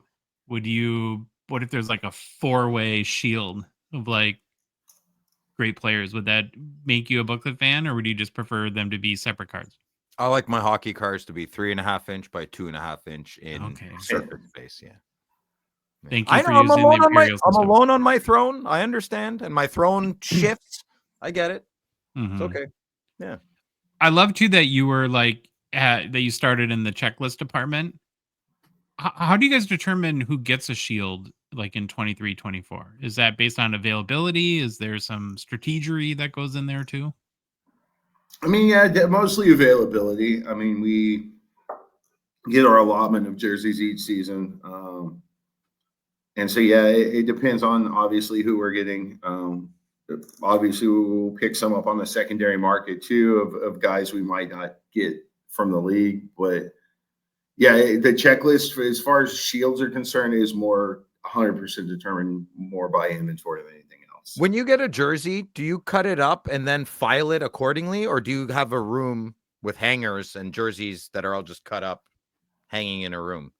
So I have to speak for actually an entirely different building than us when I say this. Yeah, that's in North Carolina, Phil. Yeah. But yeah, I've been out there a few times. The jerseys, they don't cut them until they need them. Okay. Then once they cut them, they bag them, and they're all bins by players with the bags from there. Wow, So, cool. Be yeah. honest, did you try neon? No, but I did try some Gordie Howe gloves that straight had revolve. I love the honesty. That's amazing. Yeah. That's great. amazing. Yeah. Patrick, put the glove down. It's not like we got a slice of pizza with them or anything. I mean, Gordy did worse things in those gloves than I did by putting them on. Yeah. You true probably enough. smoked with them on. Probably like Yeah. had Yeah. the cigarette. Yeah, that's why they had the hole in the fingers, probably. I can tell, Josh, you've never smoked cigarettes, eh? Show me how you smoke again. Yeah, no, I don't know. That's how you do it. That's how the kids do it, right? Yeah. So do you ever look at it now, given that you have that checklist building experience, do you ever like work on it like an insert set, not even for Ultimate, but even for another product, and like you get you see the checklist for it, and you're like, Phil's favorite player, Austin Matthews, isn't on it, and you're like, dang, I think he should be on that set. In your role, are you allowed to like push back on that and be like, I mean, not specifically. Like, Bust out his stats. He's I got 30 wash my assists, hands of that 42 now. goals. He's got to be on there. No, I kind of wash my hands of it now. Like if there's a specific player that we definitely feel like should be in something, say it's a retired guy that we have just an insane like use piece for or something like that. We can request certain guys and to match up to a set, or if there's something where there's a theming where this guy 100% matches the theming of this set, like we can kind of provide that. But once they make the checklist, we kind of keep our hands clear of it, just as they do on our side. So, yeah, I got you. You don't want to infringe on other people's territory. So what's new? There are a couple of new, like the Crease Collections is one of the new cards, right? yeah. What else? Oh, one of the cool things is the Ultimate Planks cards. We had some some really cool Game Use Sticks and inventory, Bellevue, Rocky Richard, Mahavlich, guys like that don't get mem cards too often, don't get really high end cards too often anymore that we were able to put in that set.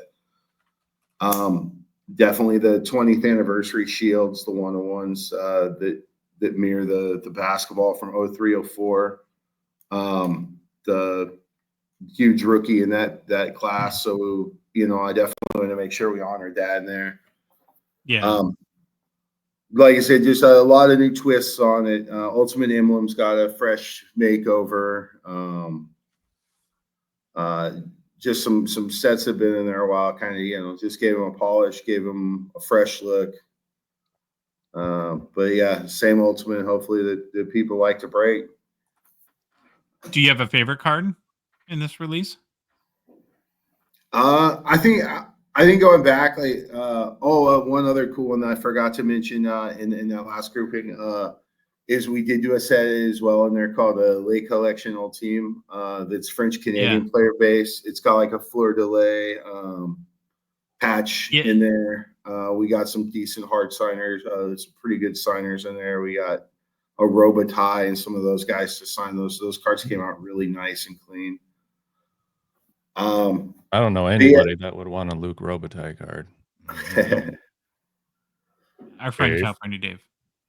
You should the word ultimate, it can be used really, like, I have two thoughts. Ultimate power, that might be a good one. And ultimate quest, that might be cool, like ultimate quest. I actually was gonna try to do Ultimate Quest last year. It conflicted with something, so I wasn't able to use it. Ultimate Rush, like a rush that's ultimate. But it's got to only have pictured the dudes from Rush photoshopped. Yeah, Geddy Lee. Now they're not good looking guys. Don't. Neil Peart. No, but to answer your question, like I said, we got some really probably the coolest card I've seen in person so far. Is we got a really early career Guy Lafleur jersey. We got some labels for him before he passed, so we were able to do some really nice patch cards of him in this product with the really nice vintage Canadians jersey. Did you say labels? You said we got some labels from him. Is that slang for a sticker auto? Oh, I'm sorry. Yeah. So basically, we had some inventory from before he passed, so we were able to. So you have in-house jargon, right? What'd you call? Sorry. No. That's good. You guys are used to this. That's why. So Phil's having Billy on his Friday night show, and he's gonna. I'm sorry. He's gonna interrogate him about all the hockey card tech, and so that's his ulterior motive here, Patrick. What'd you say, Patrick? What's it called again? I can rewind it after. So you might. I don't. You called it a label. It's a label. That ship is sailed. I don't remember what we're talking about. Yeah, no, that's good. It's nice, but that's your in-house, like you're a family at work and you have your own kind of language. And so, okay, you got some labels to them. So you, when you need autographs, it's like, let's get them a label sheet. Let's get that back. It's very common routine. Well, and I guess, we just look at them like that because, originally they are on a sheet.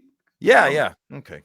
But a lot of times, that's what I know, Josh. I'm just saying it's very casual. And then when I get a sticker auto in a pack, I look how bald I am. This is all sticker autos. Yeah, I'd rather a good insert than a sticker auto, but But in the case of Guy, there's not. Yes, I know. Yeah. Then I'm like, the argument I would make, and it's only me, and I'm sure I represent the hobby, the wrong part of the hobby, is I would rather have the beautiful early career patch without the sticker. I get that. Me too. But I was just saying, I'm sure I'm in the big minority on that. New collectors want the auto, right? We all know that. Oh, yeah. They go to a brick and mortar. They're like, whoa, there's not an auto box in here. No, but there's a really cool, shiny, colorful card in here. And whatever. They'll buy it. A first-time buyer, second-time buyer wants the auto in the box. I guess. Well, one of the first things I learned about kind of how the world of hockey cards works from, and some of the constraints that you guys have in your job is that when you build products without autos, nobody likes that, right? The card shops are, because the customers come in and they're like, where's the auto? Right? So it's hard to complain too much about that, about, you guys having to get creative to use as many autos as possible. Yeah. It's the allure thing. Allure is so beautiful, and then when I got like you get a sticker on, I kind of want to peel it off. We pray for doubloons. We like. Yeah, like doubloons all the way, gold glitter bomb all the way, sticker on her. No, it's a McDavid. That's why I like you guys though, because you get it. Like a lot of people don't get that is, oh, if I don't hit an auto, what's my hit? And yeah, I feel like that's honestly one of the most like toxic things in this hobby right now, because there's great tech cards and there's great inserts that are out there that are consistently getting overlooked because they don't have them. Yeah. 80% of the hobby still thinks, maybe 70, maybe it's going down. They still think you can see it on your ads. Like when you post a Facebook thing, there's no value in this box. I understand where that's coming from. They're thinking financial value. I always say, I'm a broken record. The 2021 flagship Cale Makar $400 Young Gun days are gone. That was a blip. That wasn't normal, right? So, I mean, you guys are in a tough spot too. You release a beautiful product. Of course, you're a business. You got to make money. And, I bought a box and I didn't get anything. I didn't get a card that's worth more than the box I spent. I hate Upper Deck. It's so silly. Mhm. It's silly. So it puts you guys in a tough spot. So just there are strong collectors out there. Keep doing what you're doing, man. And it's funny, Philly, you mentioned Allure, because man, that one to me is one of those where it did succeed in the fact that 16 bits are the most valuable card. Yeah. So honestly, like Billy, 1,000% succeeded on that, because that's the chase. Like, yeah, there's very few autos that people can pull in there where they're more excited than they are about 16-bit. Like, and that's honestly the hope every time we make a rare like case hit card or a rare chase card. Like I said, I'm a 90s insert guy. Like, it'd be awesome if people could, the general majority saw that, like, oh, these chase cards are way more valuable than this, Did you like the Star Rookies from last year? Because I'm a big 90s insert guy too. The Star Rookie achievements on E-Pack. Oh yeah. Oh brother, woo! That's amazing cards. I love that set. Yeah. Why isn't there a Sidney Crosby exclusive? Can you please ask Billy that? That drives me bonkers. Everybody else is an exclusive except Sid. That's so silly. I'm sure there's a reason. But look at the way we collect now between the three of us, because we know how we roll. Though we're not always looking for patches and autos. We're looking for all these inserts. And where have we gone? We've gone backwards to the old stuff. And Louis, right. Backwards. Some of those old now. Just because you brought up a lure, I may not have. I can't say for sure, but I just bought 2 sets of a full rainbow of 2 guys yesterday because I think it's awesome. Doesn't have an auto, it's not a patch, but they're cool. There you go. There we go. Have you now? I know, like, you guys will get like QC cases, I believe you call it. So, did you get to open Ultimate yet yourself? Yeah, we do a check of the case to more or less make sure collation's fine, everything's hitting the way it should. What'd you hit? You get the Bedard Shield. What'd you get? I did not. Actually, customer would be ecstatic because anything with the case we open goes to our NPN program. That would be like an OSH moment, though. I mean, that would not be. Yeah, good. Absolutely. But no, I'd honestly be devastated if that came out in a case check. Like, I want that to go to somebody. Just put it back in and tape it. Just tape it. They won't notice. Send it back. Nobody will know. I'm asking. I don't know. I know I jumped in late to the party here, party time, but I gotta make a comment here quick on Ultimate. Most of these patches and stuff in this set, this is like cup level. That's a poor man cup. That's what I call Ultimate. Appreciate that. No, but they're awesome. Yeah. Well, I'll buy this then. Great. Thanks, Pat. Yeah. Hey, no, I appreciate that. Yeah, and I think that's one of the benefits too of being a later year product. Because honestly, like later year, it's probably cutting the same time as Premier and the Cup is. And I think that's probably why you're seeing the quality patches you do maybe in that is because I think, with all of them being cut around the same time. But yeah, Ultimate's one of those we treat like it should get the best of the best in it. And that's one thing I thought was great. Like looking at what we pulled, like every patch was a 2 or 3 color break that we hit. So do you go through when you is one of the times you go to North Carolina to pick the patches? And then there's like the cup guy is standing over you like, no, put that down. That's a 5 color break. That's going in the cup. Put it down, Pat. You're like, no, this belongs in Ultimate. Like, do you do that or no? Would you get what you get? No, that's like I mentioned that when I was on the other side doing the checklisting, that's kind of on their side. They work with North Carolina. We actually on our side are completely hands-on until the very end when it comes really interesting. Yeah, when it comes to actually doing the pack out and all of that stuff. So yeah, our content team, they do a great job at working with our guys in North Carolina and getting all that cut. Our NC guys are incredibly hands-on with what they do. They're incredibly passionate. Like I know almost every the North Carolina guys are, they play hockey, they're hockey fans. So it's really cool. There's a lot of love on that side that goes into it. Well, from what I feel like I've learned over the past few years too, you guys on the product team out in California, you're often the last people to see the cards. Even sometimes, like depending on how shipping's working, like people like we'll see the cards before you do, right? Which I always think is kind of weird. It's like the guy that is in charge of building the set's the last person to see the card in person. There's definitely some times that it's weird like that. Like I think I saw Boston Bruins Centennial Hobby probably 2 months after it came out. Like I had seen it on the Florida show before I saw it in person. Oh, God bless you. I couldn't do that. I couldn't give direction of here's what I'm thinking. Here's what I want. This is what I want here and here. This is what you need to go with and then not see it.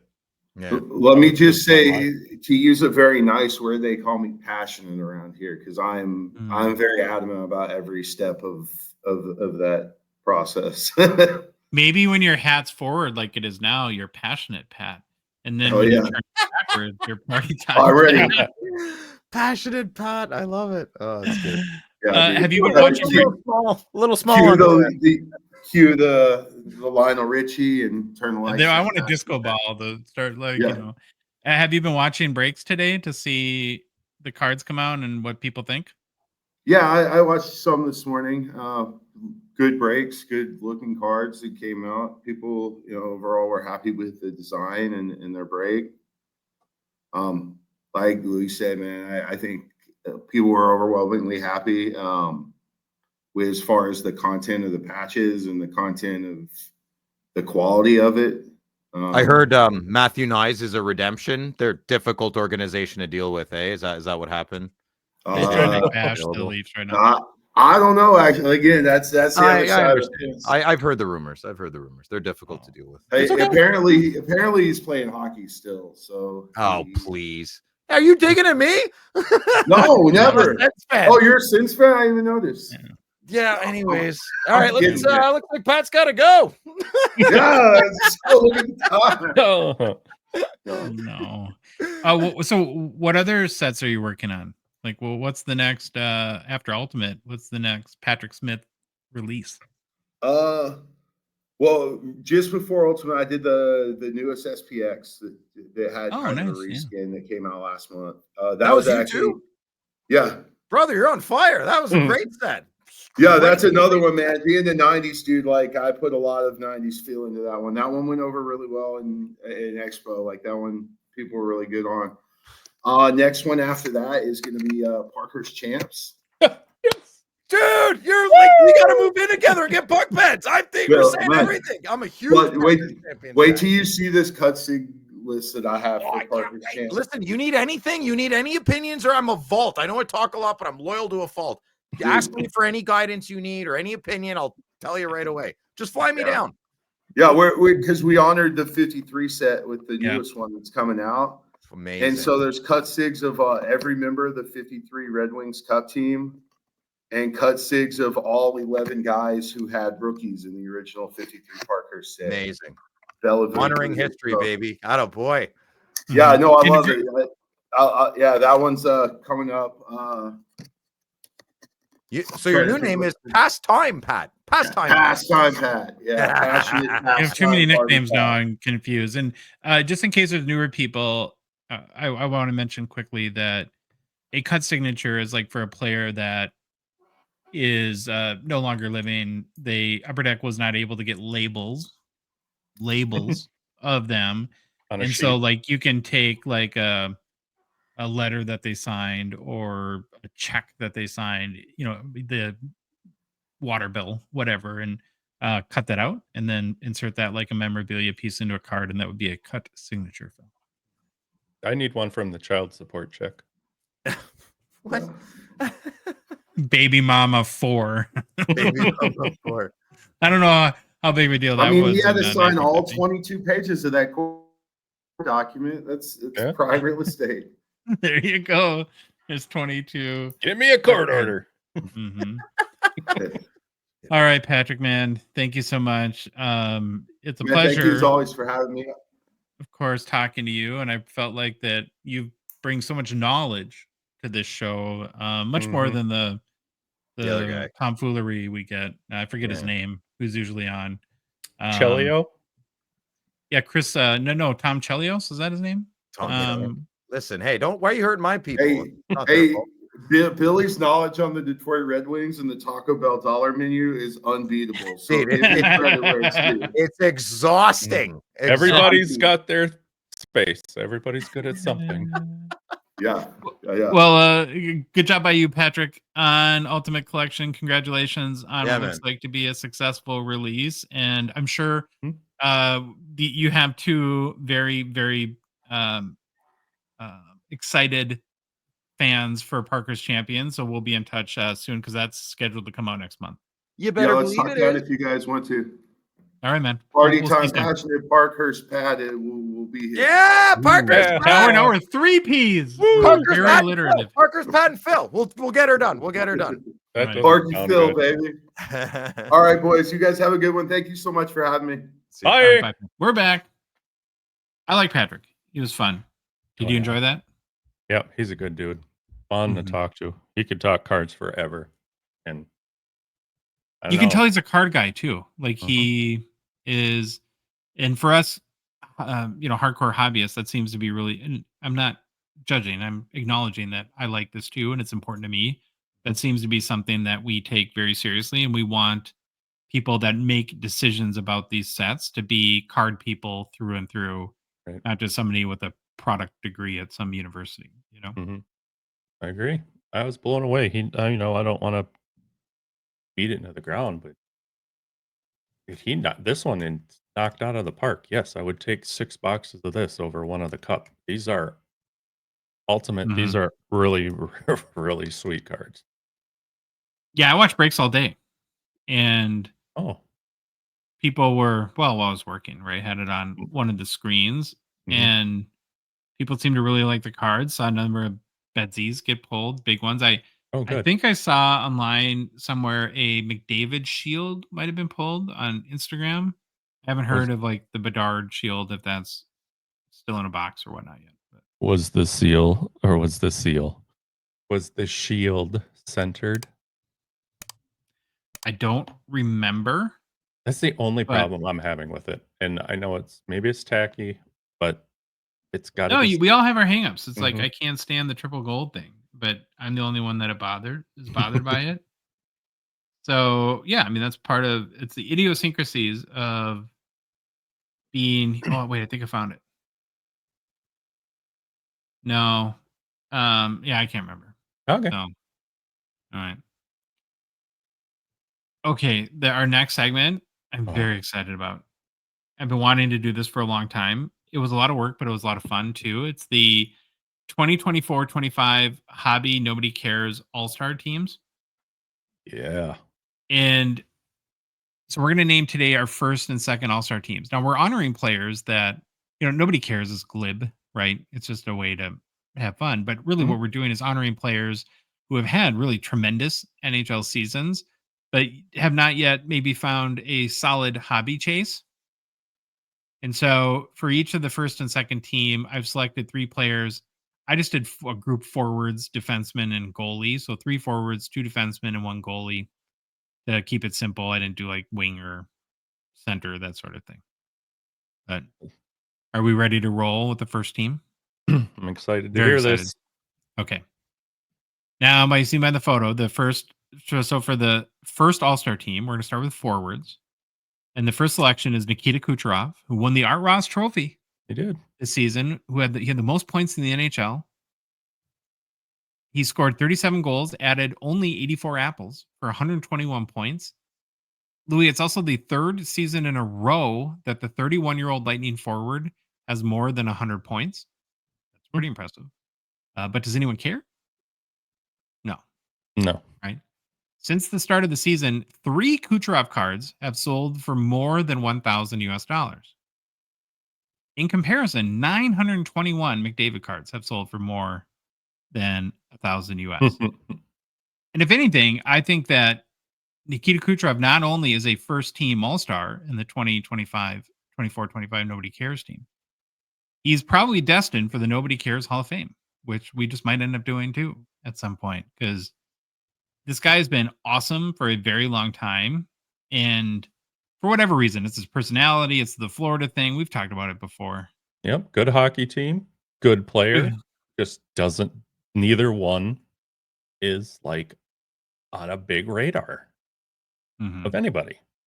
Unless you're Now, in what Florida. was that mailbag question for Monday's show did give me pause to think, though, that the asker of the question pointed out the fact that there's no cup cards rookies for Kucherov. Right. There's no Future Watch autos. So maybe that does play a factor in the hobby chase, but he's so good and just has very, very little hobby buzz.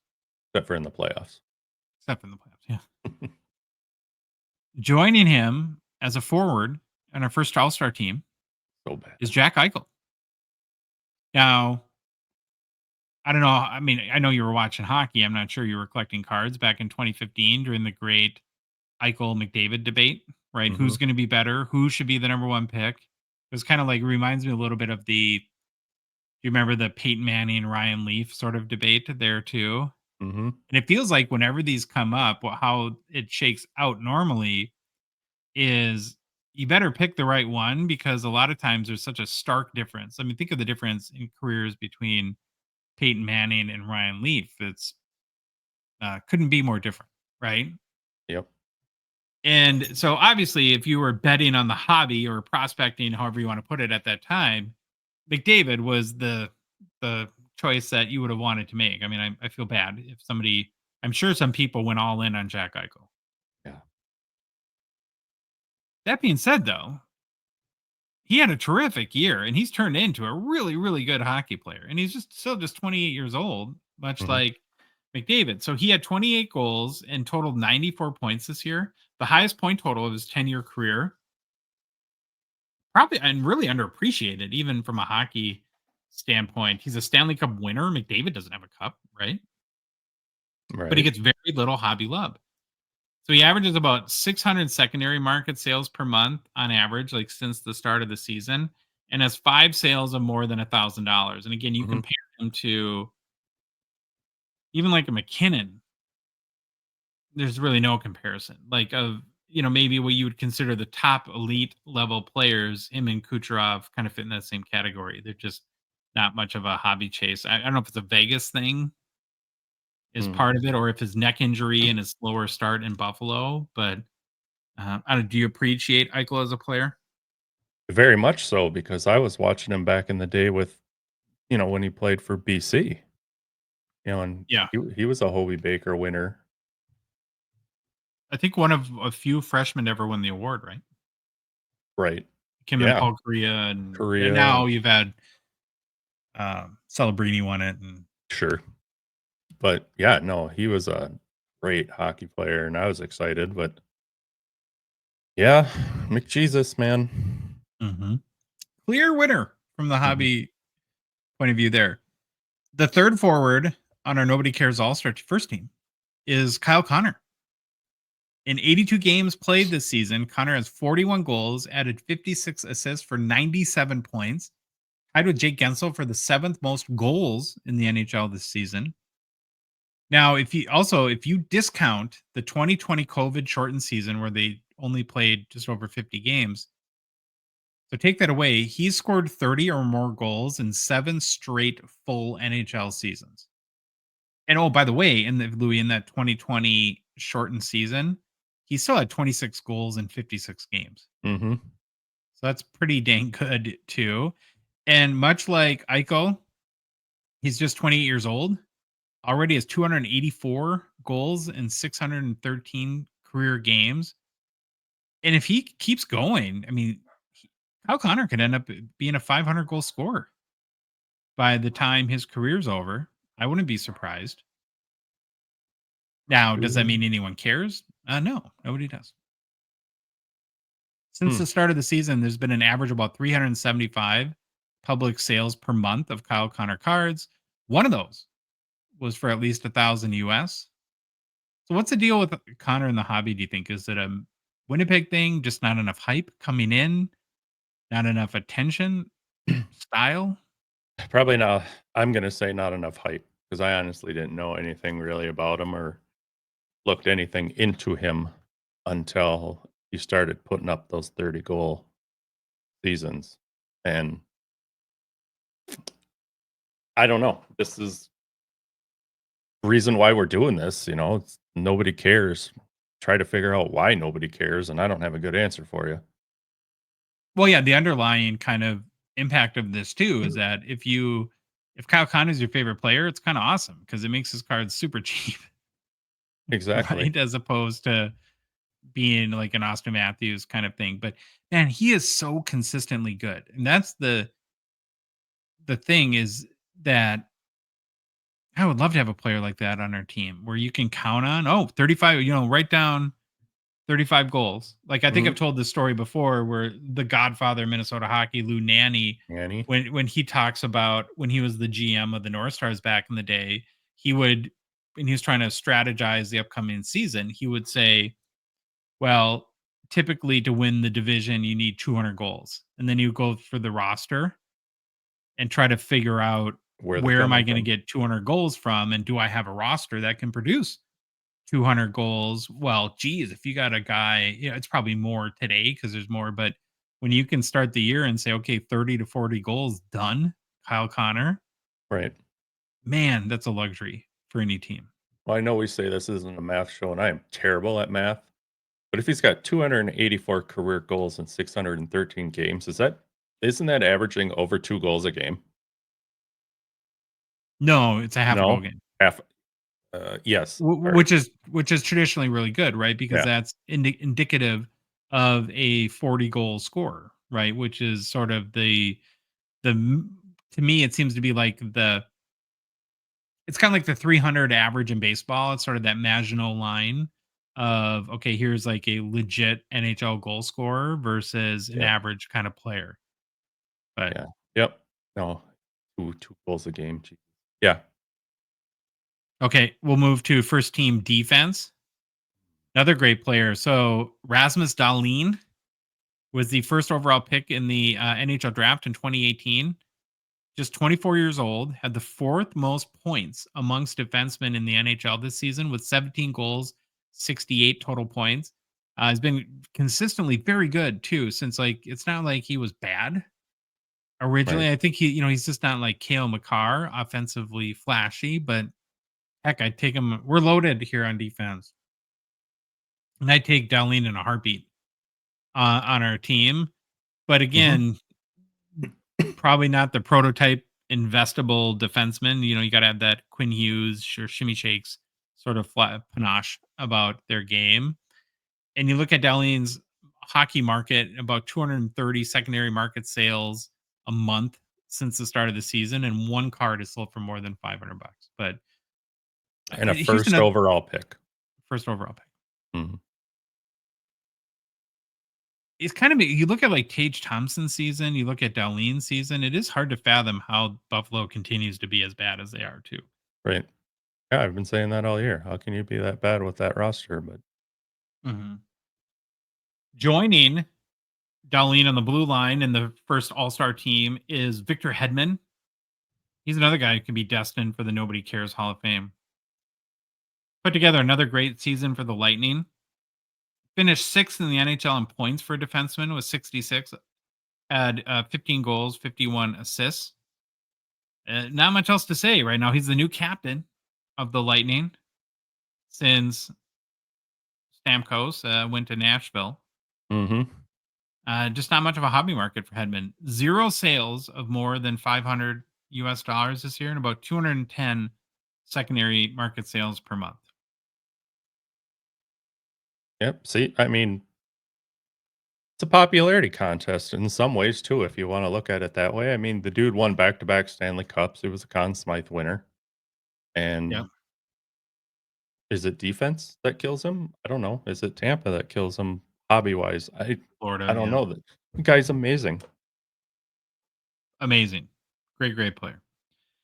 So the final selection for the first All-Star team for 2024-25, Nobody Cares, is a goalie. Mhm. And it honestly surprised me how good this guy was this year. Darcy Kemper. Now, you could also make the case that Kemper is not just on the Gong Show Nobody Cares hobby All-Star team, but he's probably on the NHL GM Nobody Cares team because nobody ever seems to want this guy. So did you know that after being traded by the Capitals to the Kings in June, he had an exceptional regular season? Check this out, Louis. He played in 50 games, had a 31-11-7 record, a 2.02 goals against this year, the second lowest in the entire NHL. Mhm. A .921 save percentage, the third highest in the NHL, and had 5 shutouts. And he was good. Holy moly. I can't argue. I don't know. I Do you don't remember know. much when he was with the Wild? Like, Yeah, and he you was didn't feel much? great. I loved having him here. I thought it was awesome, and guess we didn't care either. I wonder if there's a personality thing. I have no idea. He could be the sweetest, nicest, most beautiful guy ever. So that's not an accusation, but it's just weird that nobody ever wants to keep this guy, or is he doesn't show up for work, or like farts too much in the locker room. I don't know. Ew. You, yeah. Well, I was just trying to figure this out because I just put the Kings on the struggle bus, but where was that thing about? I don't think he was great in that series. No, but I thought I had a crazy stat about Kemper in there. I Wow. don't know. I can't find it fast enough. He has But 0 hobby market, like 75 secondary market sales per month, and the highest selling card since the start of the season is $175. yeah, So it's not. it's not I great. mean, it is. I don't know. The goalie. Come on. Yeah. And he could not have a good year next year too, but he was awesome this year. So you have to acknowledge that. So that's your first team. We have at forwards Kucherov, Eichel, and Kyle Connor, and then defenseman Rasmus Dahlin, Victor Hedman, and Darcy Kemper in net. Mm-hmm. Pretty good team, huh? Go to battle with that. Yep. Most worried about goalie, but most teams are these days. Mm-hmm. Okay, let's roll to the second team. So for forwards, the first selection that we have is Braden Point. He had another really good season. 6th in the NHL in goals with 42. Totaled 82 points in 77 games played. 28 years old. It's like that's like the magical sort of, must be peak hockey powers age these days. He also Mhm. has 3 straight seasons of 40 or more goals. That's very impressive. Sadly, though, Louis, nobody Okay. cares, right? Right. One sale of more than 1,000 US since the start of the season, and averages about 330 secondaries market sales per month. Oh, I don't get it, dude. This is the type of player that I think when you're new into the hobby, you get sucked into. Right? You think like, oh, Braden Point, this guy, why is this guy's card so cheap? I'm gonna buy a whole bunch. Mm-hmm. And I know I did that with actually one of the players that we'll go through in a few minutes. But Okay. Yeah, and for some reason, it's just like if they haven't captivated the attention of the hobby by this point, I think Braden Point could score 40 goals for the next 5 years, and I don't. What's going to change, right? Nothing in the hobby, anyways. Mhm.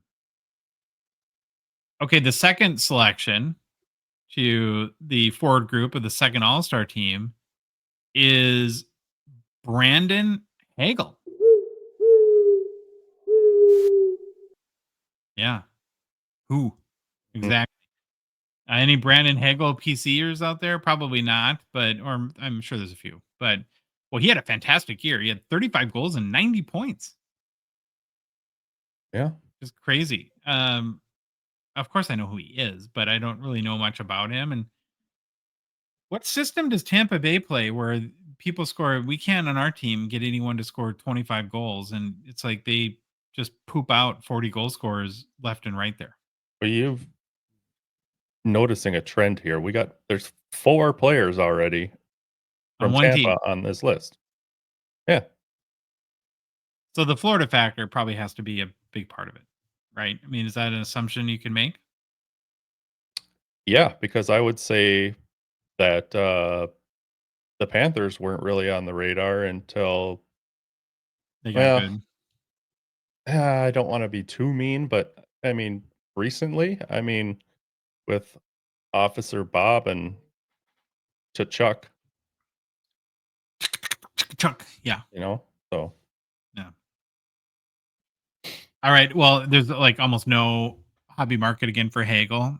One sale more than 500 US since the start of the season, and about 150 cards sell on the secondary markets per month average since the beginning of October, which coincides with the start of the season. So barely any interest. Now we get to the player that I kind of got sucked into a few years ago into prospecting a little bit. I still like mm, him a lot. It's Clayton Keller. He's the final forward to join this group. Um, Obviously, it shows how little to nothing I continue to know about this hobby. Keller is a really good hockey player. He's the captain now of the Mammoth. mhm, He's had another very solid season, 30 goals, 90 points, 26 years old. Another guy, Louis, 3 straight years now of 30 or more 30 goals. goals. Does anyone care? No. Nope. He has 3 sales of more than 1,000 US and just about 350 secondary market sales per month. So I'd say no. Now, moving to a new market, which there seems to be a lot of excited fans too. That didn't Mm, even do much to prop up his hobby market. So yep, just another yep. one of these guys again that kind of flies under that radar. But yet again, another guy on another team that's kind of just out there. I mean, what have we had? Buffalo, Tampa, and Arizona now? And then Kemper, I guess, at LA, but he's Yeah. been everywhere. I'm not like trying to like make a comparison of their playing style, but just from a hobby status wise, I guess. He kind of reminds me of your guy Heischer a little bit. Keller? Yeah. Kind of captains of the team Mhm. under a little bit, not real loud or boisterous, scores about 30 goals, puts in Yep, about 90 points, quietly does their job. I yep. think Keisher is probably a better defensive player than Keller, but I don't know. I think that again, I'm not saying playing style, but hobby wise, they seem Okay. very similar. That's fine with me. Yeah, it just makes PC in it a lot more pleasurable on the wallet. Right. So for defensemen on the second team All Stars, went with Evan Bouchard as the first defenseman. Now Mm, we know there's a couple pretty big hobby chases in Edmonton, but there's also a pretty good defenseman in Evan Bouchard, and he had a really nice year this year. He's the fifth most points in the NHL for a blue liner with 67, and then pumped in 14 goals as well. In the past 2 seasons now, he has a combined almost 150 points, 149. Has it really translated to the hobby? Not really. One sale more than 1,000, which is surprising a little bit. do you remember what it was? It's a big card, like a 101 something, a Okay. shield or something like that, right? Where it's like, oh yeah, that makes sense. Again, though, less than 150 Bouchard cards have sold each month on average this season on the secondary markets. Yeah, because your name's not Kale McCarr and play defense. Mm-hmm. He's got a rocket shot, though. I mean, he's kind of Mhm. a little bit more offensive and plays on a amazingly offensively gifted team as well. Joining him as a second team All-Star for 2024-25, nobody cares, is Mikhail Sergachev, who former Tampa Bay Lightning, but a Right. big free agent summer acquisition for the now Utah Mammoth. And he delivered pretty well. 15 goals, 53 points total, averaged 25 minutes on ice, kind of was the anchor of Utah's blue line this year. But again, very teeny tiny hobby market, less than 100 secondary market sales per month, and not a single sale of even $200 since the start of the season. Good player. It hurts. Yeah. And then finally, the last second team selection is goalie Aiden Hill, who had the best season of his career Yeah. this year for the Vegas. This is kind of a creepy looking picture, Aiden. Jeez. You picked it. I know, kind of on purpose. Sorry, Aiden. Sorry, Aiden. Hmm. Played in 50 games, had a 32, 13, and 5 record. Very solid. 2.47 goals against, sixth lowest in the NHL, .9068 save percentage, 4 shutouts. You think, boy, on a Stanley Cup winning team, must have a strong hobby chase. Cup contender again this year. Currently battling it out with Edmonton in the playoffs. No. About 75 cards per month have sold in the secondary markets since the start of the season, and the high sale is $350. Didn't think it was that low. Yeah. There you go. Wow. So again, that's your I hope to do this every year. I have a lot of fun doing it. Again, the whole idea is, how do you find the best possible seasons and the worst hobby markets, right? And where those intersect, right? That's the, because again, these aren't the guys that had the best seasons, but these are the guys that had the best seasons with the worst hockey card values. I don't know. What do you think? Okay, well, here's my take on it. I think that out of the group,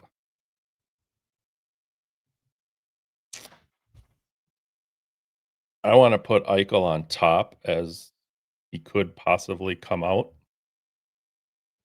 Out of all these guys, it all depended on their hype coming into the season.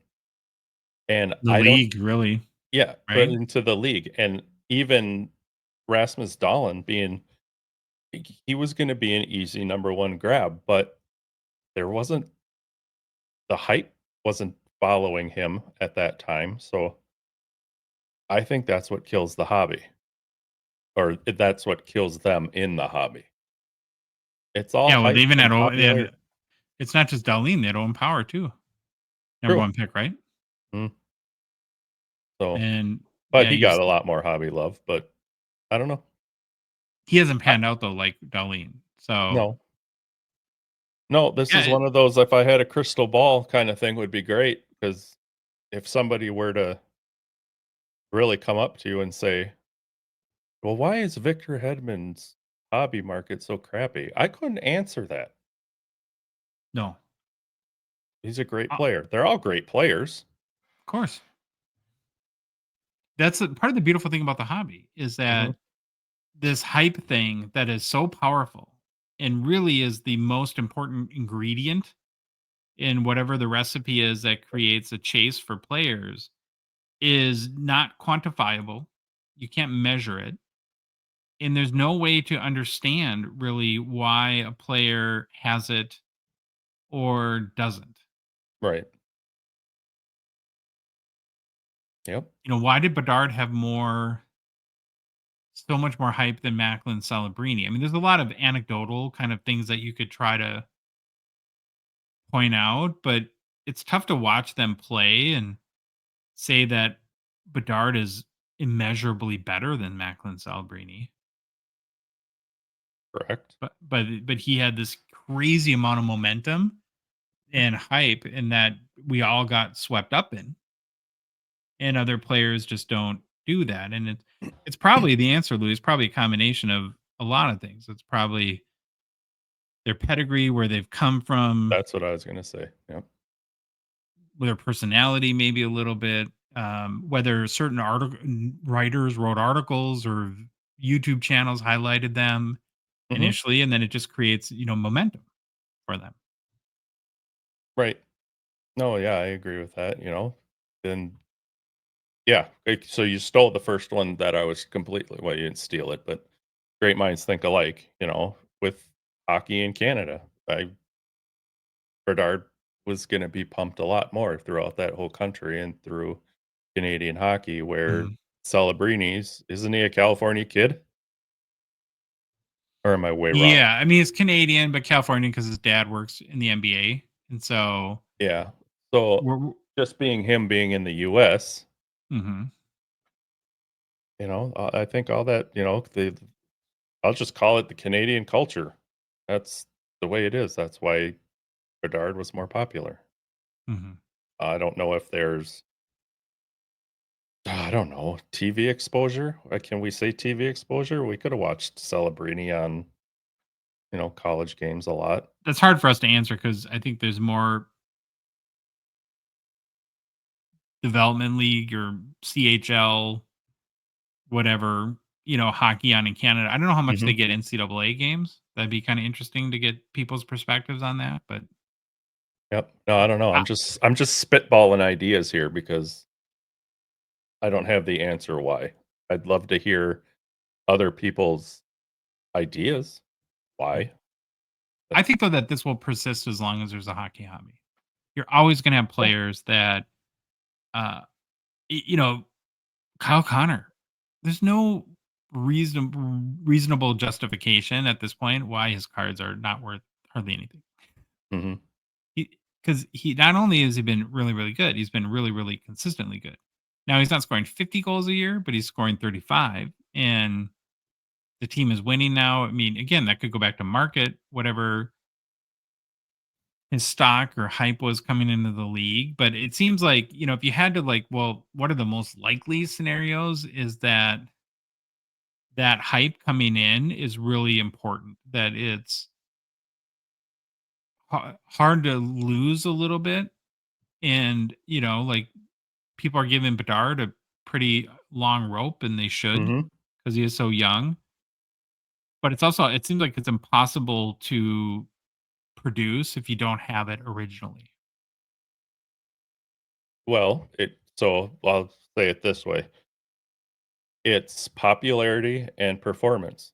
Some have Mhm. popularity and performance. Some I'm have of one of the popularity, those are your chases, and Yep. some have performance, and that's not a chase because popularity is not in there. Mhm. So, I don't know. All right. So that's our first and second team. Again, the second team wrap up is the forward group. We had more Tampa Bay Lightning players: Braden Point and Brandon Hagel, then Clayton Keller. Then on defense, Evan Bouchard, Mikhail Sergachev, and goalie Aiden Hill. Yes. All right, personal pickups. You get anything? Personal pickups. Well, not physically yet. I have to pull the trigger on one, but going back to our wonderful Discord group, everybody's Ooh, always there to help. I'm now four. Let me grab my list. It's right here. 1, 2, 3, 4 away from completing the base legends because I had somebody deliver 5 to me of the yeah, and Parker's that's champions. 2022 Parker's champions. Yep, 2022, 23 Parker's. So 4 more to go and I can close that book. But everybody that's helped me with these last few, you rock. You're awesome. Well, even though there's the word base, Yeah. the legends in the base are pretty Mhm. tough.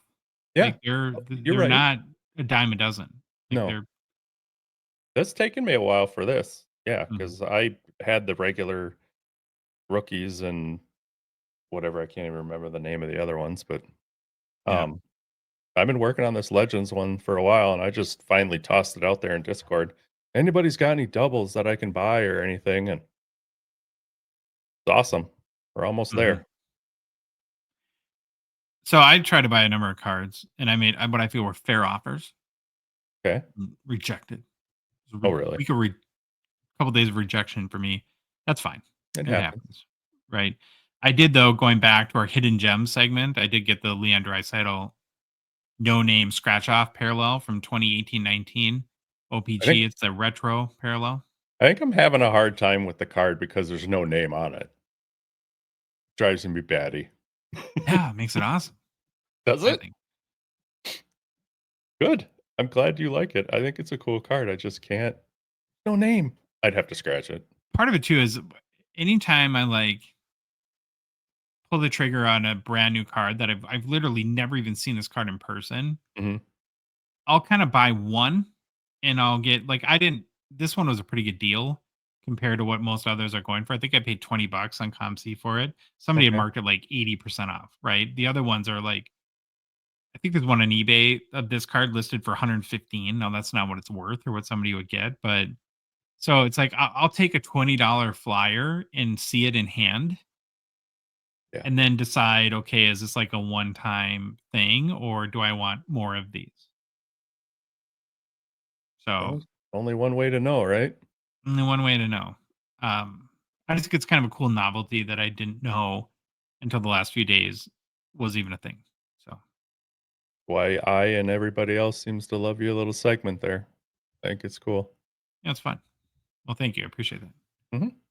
All right, Baba Louie. Yep. That's our show. So peaceful here. Quiet, isn't it? Yeah, Just it's quite, calming. where's all the background noise? No, we miss Phil. We love Phil. Yeah. If you like the episode, please leave a rating and review on Apple, Spotify, whatever podcast app you listen to us on. If you love the show, you want to support us, you want to chat with us on the Hockey Cards Gongshow Discord server, please consider a $5 a month donation. Join our $2.99 support level tier on Patreon. Link is in the show description in our both podcast and apps and YouTube and our Instagram, TikTok profile and our website, hockeycardsgongshow.com, or on Patreon's website, patreon.com. You just search for Hockey Cards Gong Show. We're on social media. Please follow the Gong Show on Instagram, Facebook, TikTok, Twitter, and YouTube. And Baba Louie, thank God you're here because I don't know how else we would end the show if you didn't take us out. So you know what to do, buddy. Will do. Bye. Yo, it's the Gong Show. We're dropping the facts. Hockey cards on fire. No holding us back. Josh looking sharp, the face of the scene. Feeling pork chop pants, rocking it clean. Baba Louie in the booth, he's the man with the plan. The best producer in all the land. Gong Show Nation, let's hit the flow. It's the Hockey Cards Gong Show. Let's go, let's go. Wanna say them in the show. I got a little package.